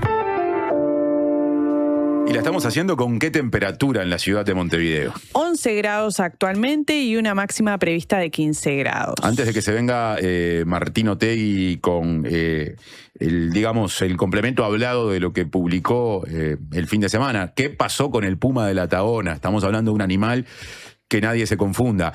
¿Algún mensaje podremos leer? Sí, llegaron muchos mensajes respecto a la columna de Nicolás Iglesias. Por ejemplo, nos comenta un oyente: buenos días, qué bueno que se pueda dialogar sobre la laicidad. Creo que hay mucha desinformación generalizada y mucho prejuicio. Como dice Nicolás, hay que meter en la educación la diversidad religiosa, conocer y dialogar para que lo distinto no nos haga distantes. Nos manda Alberto Tico Vázquez. Bueno, ese es el mensaje de Alberto. Voy con otro mensaje. Creo que ya lo leíste. A ver si es el mismo. Oscar, no, el de Oscar no lo leíste vos. No. Así que voy yo. Modestamente creo que las leyes, por más buenas que sean, deberían evolucionar. De lo contrario, inexorablemente van ofreciendo flancos porque la evolución viene del lado opuesto. Y bueno, y destaca el aporte de Nicolás Iglesias, este oyente, en la entrevista que recién compartimos. Preparamos la mesa ahora para recibir a Martín Otegui para hablar de este caso en cuestión, migración del puma de la Tahona. ¿Existe? ¿Se puede afirmar que existe? Las pruebas que se dice que constan, que están disponibles con respecto a su existencia, ¿son suficientes para hacer esa afirmación? Si existiera, ¿qué dice eso de los mecanismos de control, de tenencia de determinadas especies de la fauna que hay en Uruguay? ¿Sería un delito que alguien tuviera un puma? Bueno, de todo eso vamos a hablar.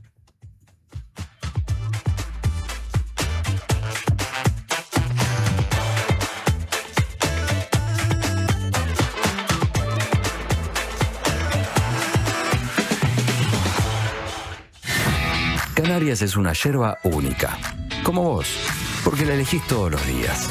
No importa si es la original, especial, serena, la que tiene jengibre, la que tiene centella y ahora la suave. Vos elegís la que más te guste. Y ahora cada una tiene un nuevo envase. Porque Canarias es la yerba de mi país. Gracias por escucharme. Muchas gracias por explicarme. Gracias por toda la ayuda. Estas son palabras recientes de nuestros pacientes, pero los agradecidos somos nosotros, porque tu elección nos hace superarnos cada vez más y ser la mutualista con los mejores profesionales del país. En mayo, si tu número de cédula termina en 5, venía un nuevo CASMU. Afiliate en nuestros locales, en la web o a través del 1444. CASMU. Estamos para cuidarte. Consulte las condiciones. Cobertura total de asistencia médica. ¿Cómo es estudiar en la UPU? Es ser parte de la propuesta universitaria más innovadora y actualizada del país, que te impulsa a desarrollar tus talentos, construyendo el futuro de una comunidad, de muchas generaciones, de un país. Esta es nuestra universidad, la UCU, el futuro que está en vos y en nosotros. Una radio para escuchar todo el día. La Diaria Radio 97.9.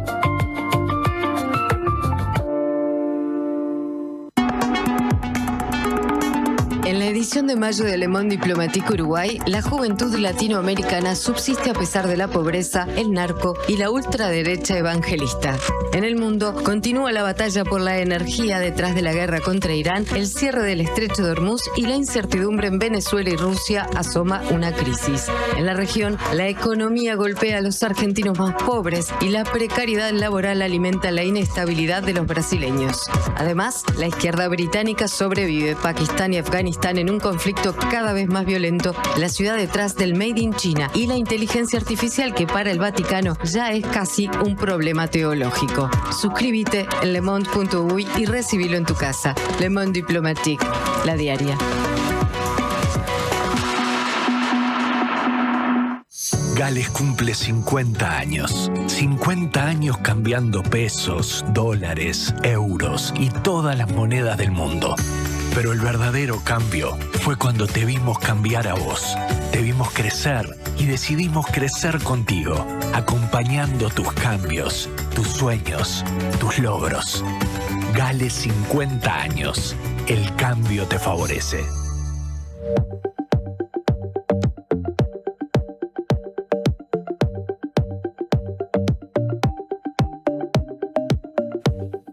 Sigue la mañana de la diaria, estamos en la 97.9 de Montevideo, 102.5 de Maldonado, 90.9 de Colonia, también en la posibilidad de que nos sigan a través del streaming, y estamos revisitando publicaciones de la diaria, por ejemplo una del fin de semana titulada Elige tu propio felino, el puma fantasma de la Tahona, una historia con dos desenlaces tristes, un repaso de lo que se sabe hasta ahora del puma buscado en la Tahona y un análisis del caso por parte de varios mastozólogos. Deja dos explicaciones posibles a su misterio, ninguna de ellas positiva para la gestión de fauna de nuestro país. Así tituló Martín Otegui esa nota publicada el 23 de mayo, y Martín está en esta mesa para, desde la sección Ciencia de la diaria, darle continuidad a un tema. Me parece que, sí, ya sé que muy marketinero por lo que genera en el sentido de interacciones, curiosidad, lo que generó cuando estuvo más presente que estos días, por cierto, en la agenda, pero también que puede ser hasta inquietante por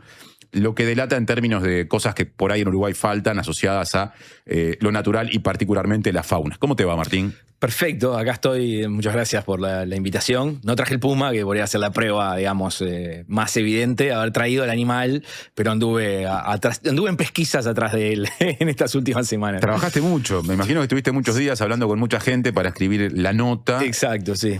Y yo quiero empezar preguntándote si hay elementos para decir que el puma existe. Bueno, no hay elementos públicos que nos permitan decir hoy que hay un puma. Es decir, ninguna de las evidencias que se han mostrado públicamente, estudiadas, digamos, por varios expertos, en la nota hablan dos, que son Ramiro Pereira y Alexandra Cravino, los dos son biólogos especializados en carnívoros.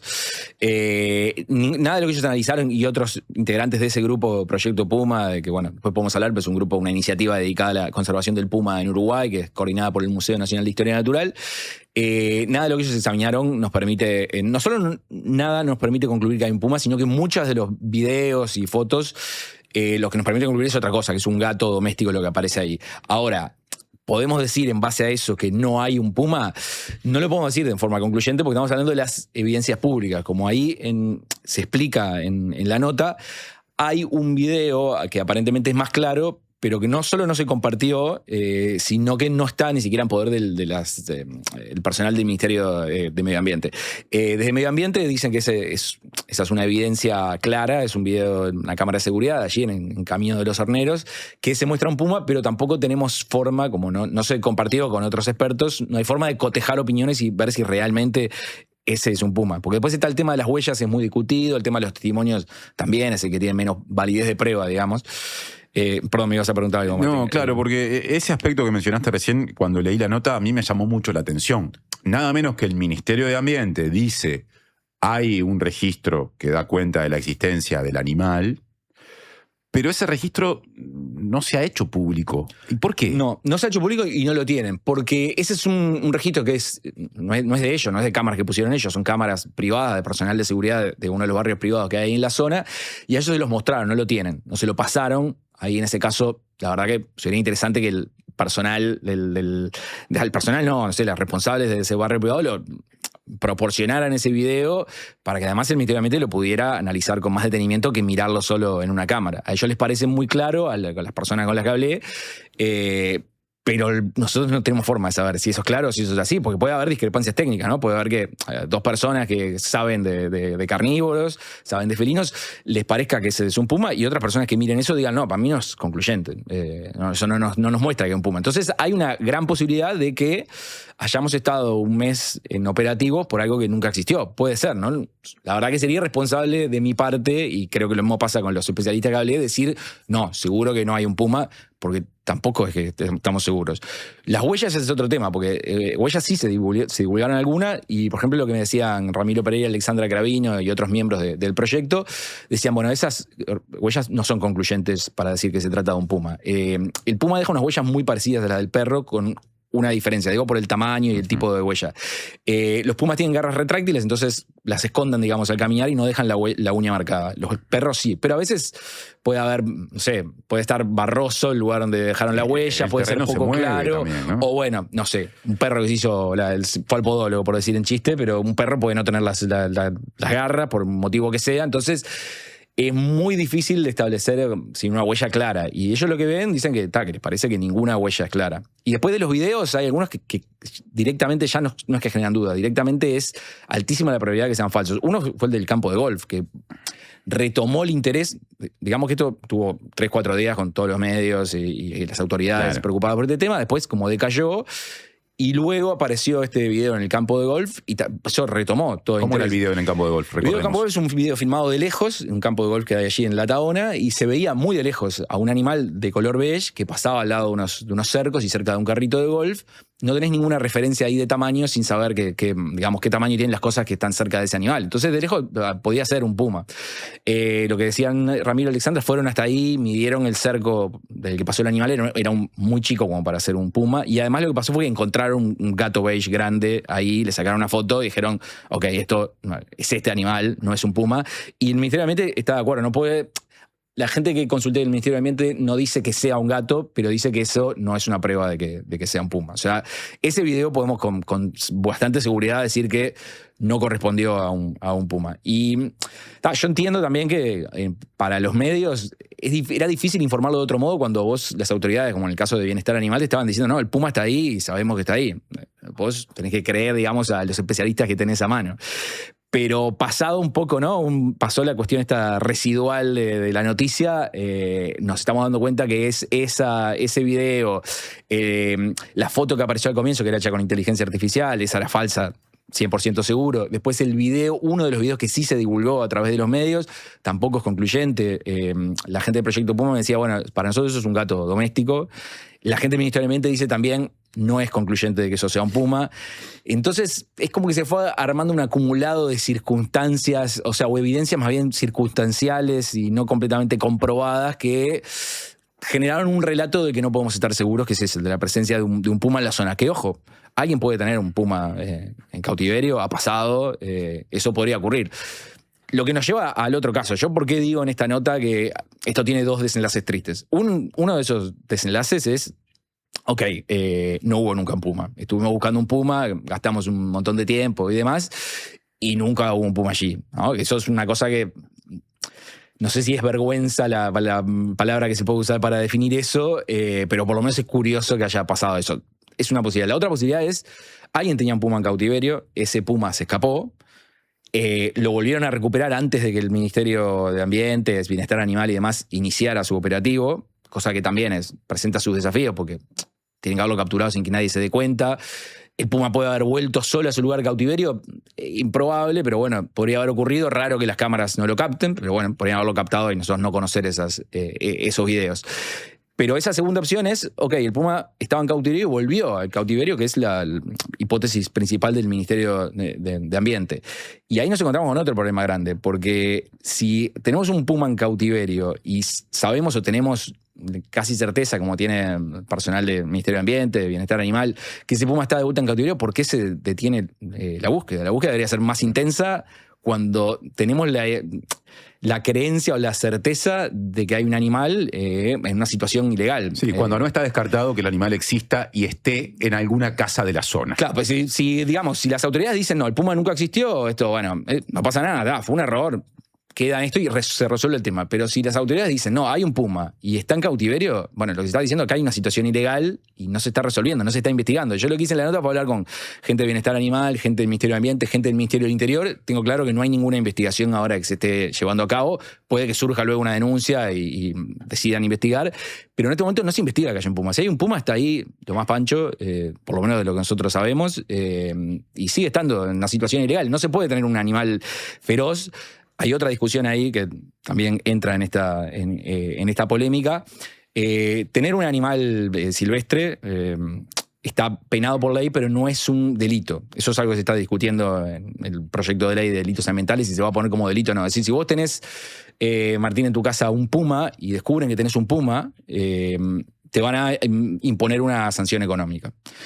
Si el puma le hace algo a alguien, si vos lo dejás por la calle y ese puma ataca a un niño, ahí sí puedes tener una sanción de cárcel, digamos. Eso puede ser punible. Pero si lo tenés en tu casa y no hace nada, vas a tener solo una sanción económica. Eso hace muy probablemente que no se le preste tanta atención a estos casos como a otros que sí son delitos y no son faltas. Y eso es lo que explica en parte que el Ministerio del Interior, o bueno, el Ministerio del Ambiente, lo que pasa es que la verdad no tiene muchos recursos para hacer eso, se tiene que apoyar mucho en el Ministerio del Interior.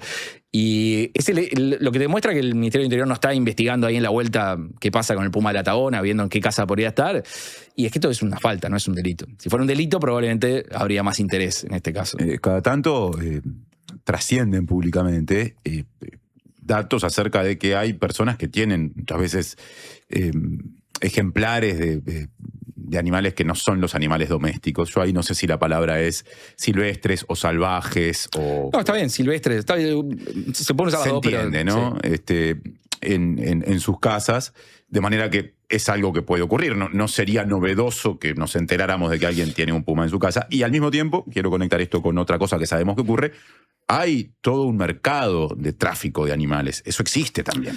Claro, pero eso es otra cosa. ¿Cómo llegó ese animal ahí? Hay que investigarlo. Es decir, es un animal importante. No es como ha pasado, viste, que la gente mete arañas, tarántulas en un sobrecito y hace tráfico. Eso es algo más fácil de disimular. Pero en este caso tenés un felino grande, ¿no? Otra logística, otros cuidados. Es el felino más grande que tenemos en Uruguay, nativo. Quedan pocos, pero hay todavía.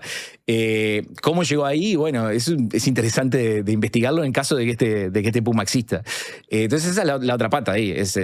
No solo qué pasó con ese animal que se escapó presuntamente y volvió, sino cómo llegó hasta ahí. Está descartado que eso sea un puma silvestre.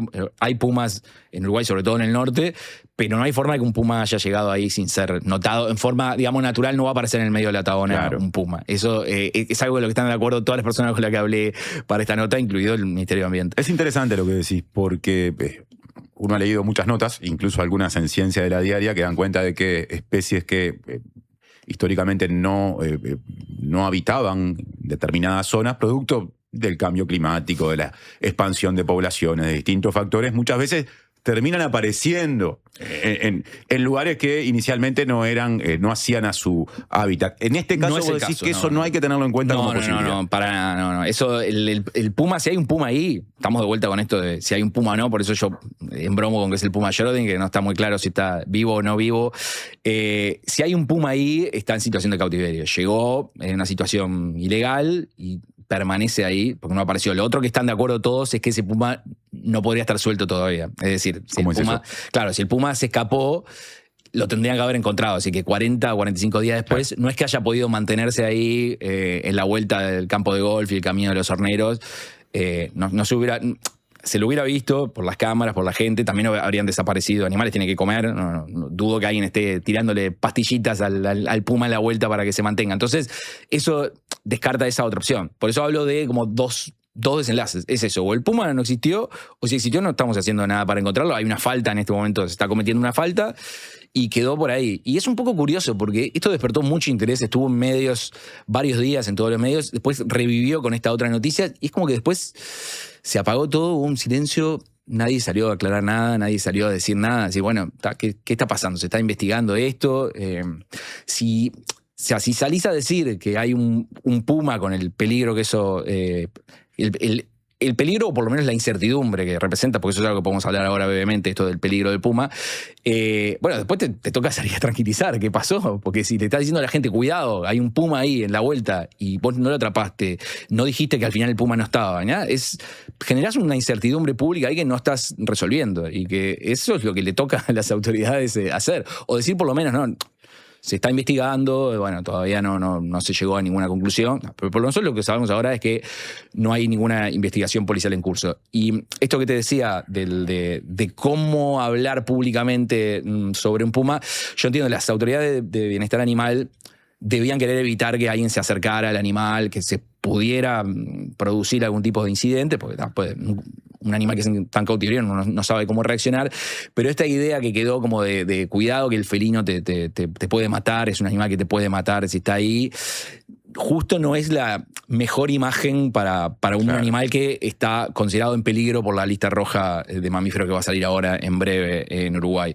Hay que tener precaución, sí, pero el puma justo es un animal que no es agresivo con el ser humano. O sea, realmente hay casos contadísimos en cientos de años de registros de pumas en la región de Sudamérica.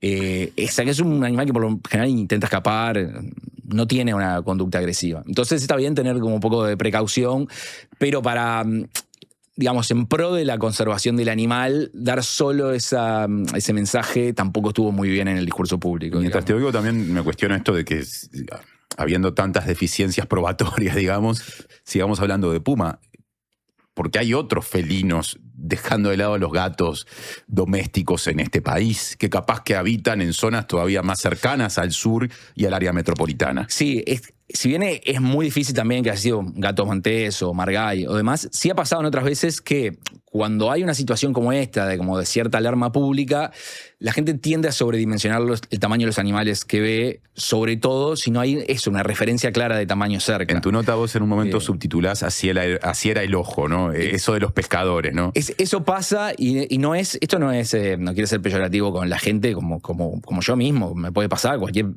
persona le puede ocurrir que no sea especialista, ver un animal, está sugestionado con que te dijeron que hay un puma suelto ahí a 2 cuadras donde vivís vos, ves un animal medio beige a la distancia, filmás un video y te va a parecer que es un puma. Pero a mí me ha pasado ver en vivo a personas que te mostraban un video y te decían esto es un jaguar y vos lo veías y decías pero esto no hay ninguna prueba de que esto sea un jaguar.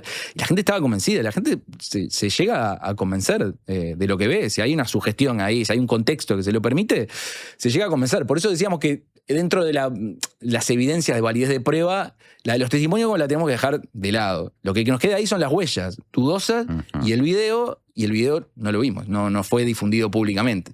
Entonces uno tiene que, en todo caso, tiene que creer en la capacidad técnica del personal del Ministerio de Ambiente, que es gente que sabe, ¿sí? Eso sin duda, como para meter la duda ahí de decir, bueno, quizás sí haya un puma. Un comentario más que una pregunta. Tratándose de un tema en el que se cruzan distintos aspectos que son importantes, vinculados a lo ambiental, a la preservación eventualmente de una especie, podría verse amenazada si hubiera tráfico, o si hubiera un ejemplar fuera de su hábitat. Eso podría dar cuenta de, qué sé yo, de delitos, pero también hay elementos de seguridad hacia las personas que podrían estar en riesgo. A mí me sigue llamando la atención que el Ministerio de Ambiente no tenga una herramienta para, hacerse de una imagen que puede ser esclarecedora. Lo que pasa es que ahí se necesita que el Ministerio de Interior sea proactivo y quiera investigar este caso. Si el Ministerio del Interior quisiera investigar este caso, podría pedir esos videos de cámara de seguridad y capaz que le da más opción a otras personas, no solo el personal calificado del Ministerio de Ambiente, sino otras personas que han estudiado pumas en Uruguay, han hecho investigaciones, papers, varios trabajos sobre la presencia de pumas en Uruguay y ver y decirlo. Capaz que una de esas... El consenso general es que, no es un puma y hay que dejarse preocupar y no hay que ponerse a investigar ahí. Pero lo que sería interesante es hacer eso. Y la verdad que el Ministerio de Ambiente, hay que decirlo, también tiene capacidades inspectivas, también puede hacer investigaciones, pero el Ministerio de Ambiente está haciendo malabares, tiene 2 palitos en las manos y tiene que atajar no sé cuántas cosas. Entonces yo también entiendo que precisa un poco de apoyo, que no es que el Ministerio de Ambiente va a poder hacer una investigación, meterse en salir ahí por el barrio de La Tabona, investigar con la gente si alguno tiene idea de una denuncia en cautiverio. Porque esa es la otra, no hay ninguna denuncia de que alguien tenga un animal en cautiverio. Si dijéramos, algún vecino dice, no, acá hay alguien que tiene e hizo esa denuncia, capaz que eso ayuda un poco a la investigación. Pero es la otra cosa que te genera una duda en esto, es que es una hipótesis nomás, esto de que alguien tenga un puma en cautiverio. Nadie dijo, o no se hizo ninguna denuncia formal que dijera, che, miren que hay un tipo acá que tiene un puma, lo hemos visto a veces en el fondo de la casa, etcétera. Y no es algo fácil de esconder en un lugar poblado, aunque hay algunas propiedades muy grandes que de repente parece tienen difícil esas capacidades, pero no es algo sencillo. No lo vas a tener en el cuarto al puma, en algún momento va a tener que salir, caminar un poco, no sé. Es como... Es raro, pero yo no soy biólogo, en esto me atengo a lo que me dicen los especialistas con lo que consulto y puedo reflejar esa opinión. Sobre el cierre quiero compartir contigo 2 mensajes. Lo interesante del caso del puma es que se nos está yendo de las manos la calidad de la información con la creación de estímulos sensoriales de manera artificial, imágenes, sonidos, sabores, etcétera. Lo que definimos como realidad está en jaque, dice Natalia. 10 puntos a lo que dice, porque es así. Uno de los problemas que está ocasionando la inteligencia artificial son este tipo de confusiones, porque cada vez las imágenes son más difíciles de distinguir de las reales y a veces pueden generar un operativo entero, como en este caso. Capaz que en este caso hay un puma, pero ha pasado en otras ocasiones que no, y estamos gastando recursos en esto en vez de derivarlos a otras cosas más importantes. Un mensaje más quiero compartir. Nos recuerda un oyente, Andrés, en esto de que cada tanto hay casos de animales exóticos que de repente aparecen en un barrio, violando normativa, en fin, planteando muchos de las discusiones que vos estás abordando. Recuerden el famoso caso del señor que tenía un tigre, vivía en el Prado y una vez le mordió, comió o amputó una mano, generó esa consecuencia. No lo recuerdo exactamente, salió en todos lados, diarios, radio, televisión, etcétera. El niño de ese momento ya es un hombre, fue en la década del 80. Sí, eso tiene relación con este caso y lo voy a explicar brevemente, no sé cómo estamos de tiempo. Fue una leona, no fue un tigre en ese caso, en el Prado. Ese caso fue una leona así en cautiverio que se escapó en el Prado y atacó a un niño que iba con su madre y lo lastimó severamente. Sobrevivió, ese es un hombre adulto, como bien decía en el mensaje, pero ese fue el caso que derivó en que se creara una ley para penar en el caso de que vos, si tenés un animal silvestre y ese animal provoca un daño, sea sancionable con cárcel. Porque en ese momento lo que pasó que el dueño de esa leona no tuvo ningún tipo, tuvo sí un juicio, se le inició un juicio, pero un juicio civil, no tuvo ninguna consecuencia legal. Penal. Sí, penal, exactamente. No tuvo ninguna consecuencia penal. Eso, a raíz de ese caso, en los años 80 se discutió el tema y en el 89 se aprobó una ley que ayuda en algo en el sentido de que es una forma de evitar en lo posible que alguien tenga un animal peligroso porque sabe que si le genera un impacto a otra persona, si lo ataca, puede terminar en la cárcel. Bien. Pero bueno, no es suficiente.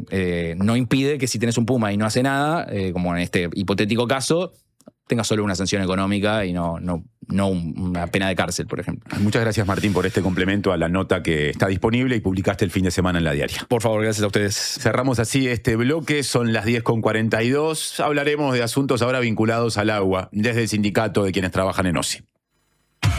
Llegó a Carper la promo que estabas esperando. Llévate hoy mismo tu nuevo Chevrolet Spark EV a solo $22.990, financiando con HSBC. Carper, tu Chevrolet, marca Carper.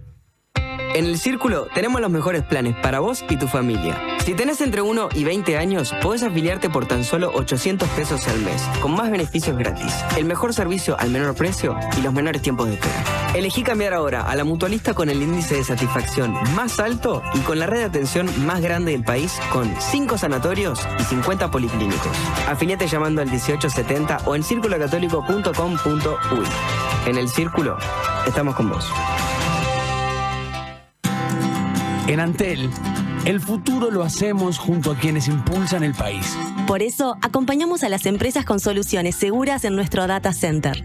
Y también junto a quienes cuidan el planeta. Por eso, trabajamos en la recolección de residuos electrónicos. Porque el futuro se hace juntos. Antel, el futuro lo creamos juntos. Primero está la tierra, el origen, la esencia, lo que es único y propio de una localidad remota en la inmensidad del mundo. Después, la tradición y la historia, lo que cuentan los que entienden de los ciclos y tiempos de la naturaleza. Al final, está el cuidado y el respeto por todo ese recorrido. 6 Montes, cafés del mundo tostados en Uruguay. Te esperamos en nuestra tienda en Rivera 2208, esquina Polié, o en la web. Redes y vías de contacto. Comunicate al 099-891-888. Mail radio@ladiaria.com.uy.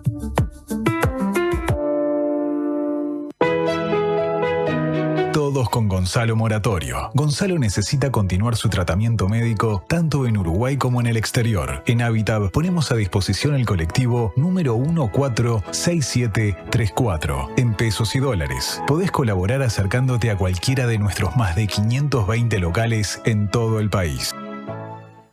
UTE presenta Pequeños Grandes Consejos de Túnicas en Red. ¿Sabías que para mantener el calor en nuestra casa es fundamental que esté bien cerrada? Un consejo sencillo y económico es poner o revisar los burletes de las puertas y las ventanas. Así conservas la temperatura adecuada y evitas que filtre el aire. Con estas pequeñas acciones podemos cuidar la energía para que nuestras casas estén siempre calentitas. Yo lo aprendí en la escuela y lo probamos en mi casa. Funciona. UTE, avanzamos con energía.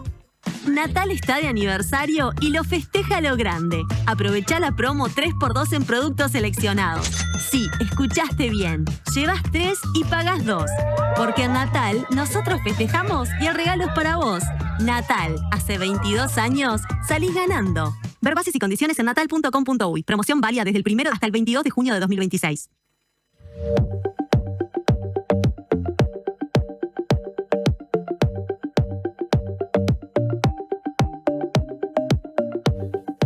10:46 de la mañana de la diaria. ¿Qué piensa FOSE, el sindicato de quienes trabajan en OCE, de los planes que tienen las actuales autoridades con respecto fundamentalmente al agua potable, pero también al saneamiento para este periodo que, dice el gobierno, será un periodo récord en términos de inversión para OCE, llegando a un monto anual de $184 millones? Lo hablamos en su momento con el presidente de OCE, Pablo Ferreri, lo hablamos con integrantes de la sociedad civil, por ejemplo, del Movimiento por un Uruguay Sustentable y su integrante Raúl Viñas, que tiene una visión crítica y que en general sigue con mucha atención los asuntos de agua potable, y teníamos pendiente la mirada de FOSE, que ahora vamos a abordar sobre el cierre del programa con Marcelo Valverde, que es justamente dirigente de ese sindicato. ¿Qué tal, Marcelo? Buen día, gracias por acompañarnos. Bueno, buenos días, ¿cómo están? Un saludo para todos y todas por ahí. Para empezar, para darle contexto bien, sí. a la conversación, dentro del plan de obras anunciado por este gobierno se habla de, por un lado, un proyecto muy comentado públicamente y discutido también, que es la construcción de una represa sobre el arroyo Casupá, con un costo de $130 millones.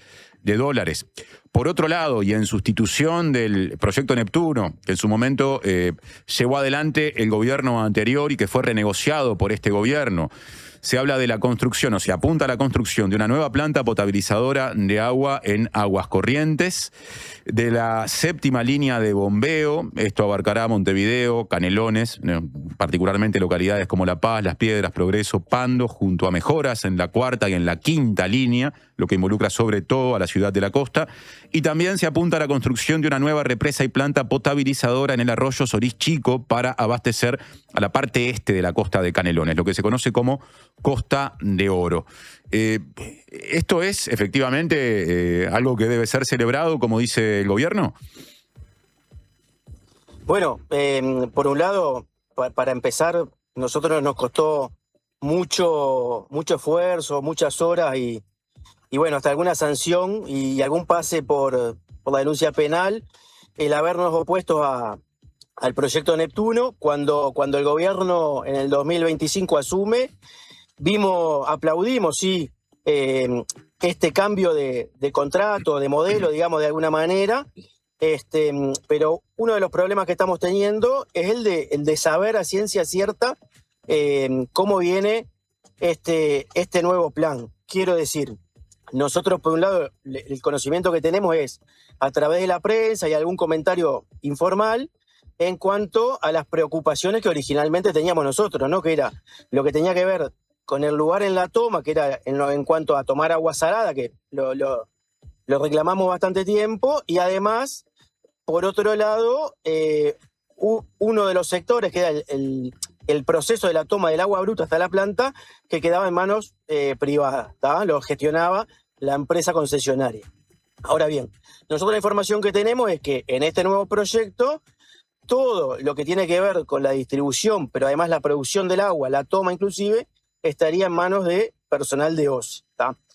Después, en cuanto a la ubicación, lo que más o menos tú comentaste, pero honestamente no sabemos a ciencia cierta cuál es el proyecto de fondo, digamos, ¿tá? Quiero decir con esto, nosotros le hemos pedido hace unos 20 días aproximadamente, salimos de un congreso el 23 y 24 de abril, en Paso Severino, donde uno de los cometidos del congreso y lo que nos pidieron a la dirección es que solicitemos al directorio de OCE una reunión para ver a ciencia cierta y confirmar cómo viene la mano con esto, ¿tá? Y por otro lado, al Ministerio de Ambiente. Mañana, casualmente, tenemos la instancia en el Ministerio de Ambiente con el ministro Ortuño, ¿tá? Para pedirle tanto lo que tiene que ver con agua potable como con saneamiento, ¿verdad? Ahora, por un lado eso, nosotros, como te decía, en un principio aplaudimos porque no va donde nosotros reclamábamos que no tenía que ir y demás, va a ser un alivio de alguna manera para la vieja planta de Aguas Corrientes que no ha tenido mantenimiento en los últimos años. Entonces, ahora bien, la pregunta cuál es que nos hacemos nosotros además de esto, ¿no? Y el otro problema que hay es el pago por disponibilidad, que eso aparentemente en el contrato no se ha podido modificar. Quiere decir que vamos a pagar durante 15 años el mantenimiento de la planta y de las obras que hagan de tubería de la 7ª línea, ¿tá? Lo vamos a pagar durante 15 años con un costo menor al original, pero no va a dejar de ser una inversión de un dinero de, no sé, creo que no me llegaba el $1.000.000 y vamos a pagar 15 millones. Claro, vos en definitiva, ahí, Marcelo, es una preocupación importante. Estás hablando de los 40 millones de dólares que por concepto de pago por disponibilidad, 40 millones de dólares que por concepto de pago por disponibilidad habrá que hacer por año durante ese periodo que vos mencionabas. Eso tiene que ver con este paquete de obras alternativas al Neptuno. Acá no entra Casupá, es todo lo otro que enumeramos, ¿no? No entra Casupá y lo que tenemos entendido que no entra la obra del Solís Chico tampoco. Bien. Entonces, iría la séptima línea y los trabajos de mejora, creo que en la quinta y la sexta, no me acuerdo, y la nueva planta en Aguas Corrientes, que no es ni la mitad de lo que es la planta hoy, ¿verdad? Pero aliviaría de alguna manera. Marcelo, un par de preguntas más. Estamos apretados de tiempo, pero yo quiero poner otras perspectivas en la conversación. Cuando entrevistamos a Raúl Viñas del Movimiento por un Uruguay Sustentable, él discrepó con buena parte de lo que defendió aquí Ferreri, y una de las cosas que dijo es que buena parte de estos esfuerzos, por ejemplo el de Casupá, no serían necesarios si hubiera una política mucho más ambiciosa de reparación de las redes existentes, sustitución en muchos casos de cañerías, para evitar que se pierda toda esa cantidad importante de agua que o se pierde o que no factura, que es un problema del que se habla mucho y que se presenta particularmente complejo en el área metropolitana. ¿Ustedes qué piensan al respecto? ¿Sería posible evitarse estas obras si se priorizara la reparación de esas redes ya existentes?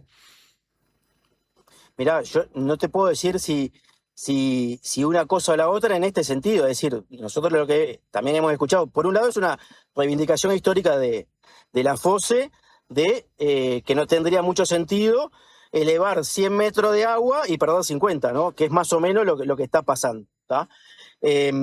Ahora bien, los costos operativos para hacer eso, no sé si son menores que hacer obras nuevas. Eso es lo que de alguna manera estaría en discusión en cuanto a lo técnico, ¿verdad? O a lo administrativo de parte de OCE. Ahora, la pregunta, y que está enganchada con esto, y está enganchada con lo anterior y con lo que se viene, es ¿cómo haces si no tenés gente? Si tenés una empresa vacía de personal. Es decir, yo puedo decir, voy a hacer todas las obras de mantenimiento y a reparar todas las pérdidas, pero si no tengo gente, estoy en la misma, es imposible. ¿Qué fue lo que pasó en los últimos 20, 25 años? Ahora, Marcelo, ahí fuiste a un punto que teníamos previsto abordar. Cuando estuvo acá Ferreri, él dijo, hoy OCE tiene en su plantilla 3.200 personas presupuestadas.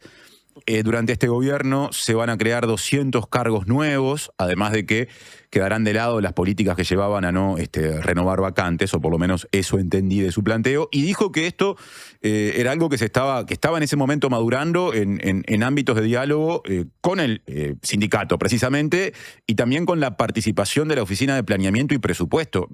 ¿Cómo va ese proceso? Es lo primero que te quiero preguntar, y lo segundo ¿es suficiente 200 cargos nuevos? Bueno, mirá, por un lado, capaz que no sé si se expresó bien a nosotros, que de hecho tenemos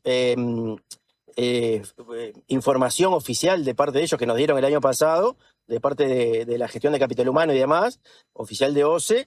Los 200 cargos serían para el 2026, es decir, al final del quinquenio estaríamos en unos 800 cargos más o menos nuevos. Es decir, pasar de una plantilla de 3.700 cargos a 4.400 aproximadamente. Eso fue lo que en un principio el año pasado nos plantearon. Los 200 cargos nosotros tenemos, de hecho tenemos una planilla donde cuántos ingresarían en el 26, en el 27, 28, 29, ¿verdad? Irían estos 200 en un principio para el 2026. ¿Cuál es el problema que estamos teniendo al día de hoy? Es que nosotros firmamos un acuerdo el año pasado, ¿verdad? Que es lo que le estamos reclamando, y no hemos logrado concretar nada. Entre ellos está el ingreso de personal.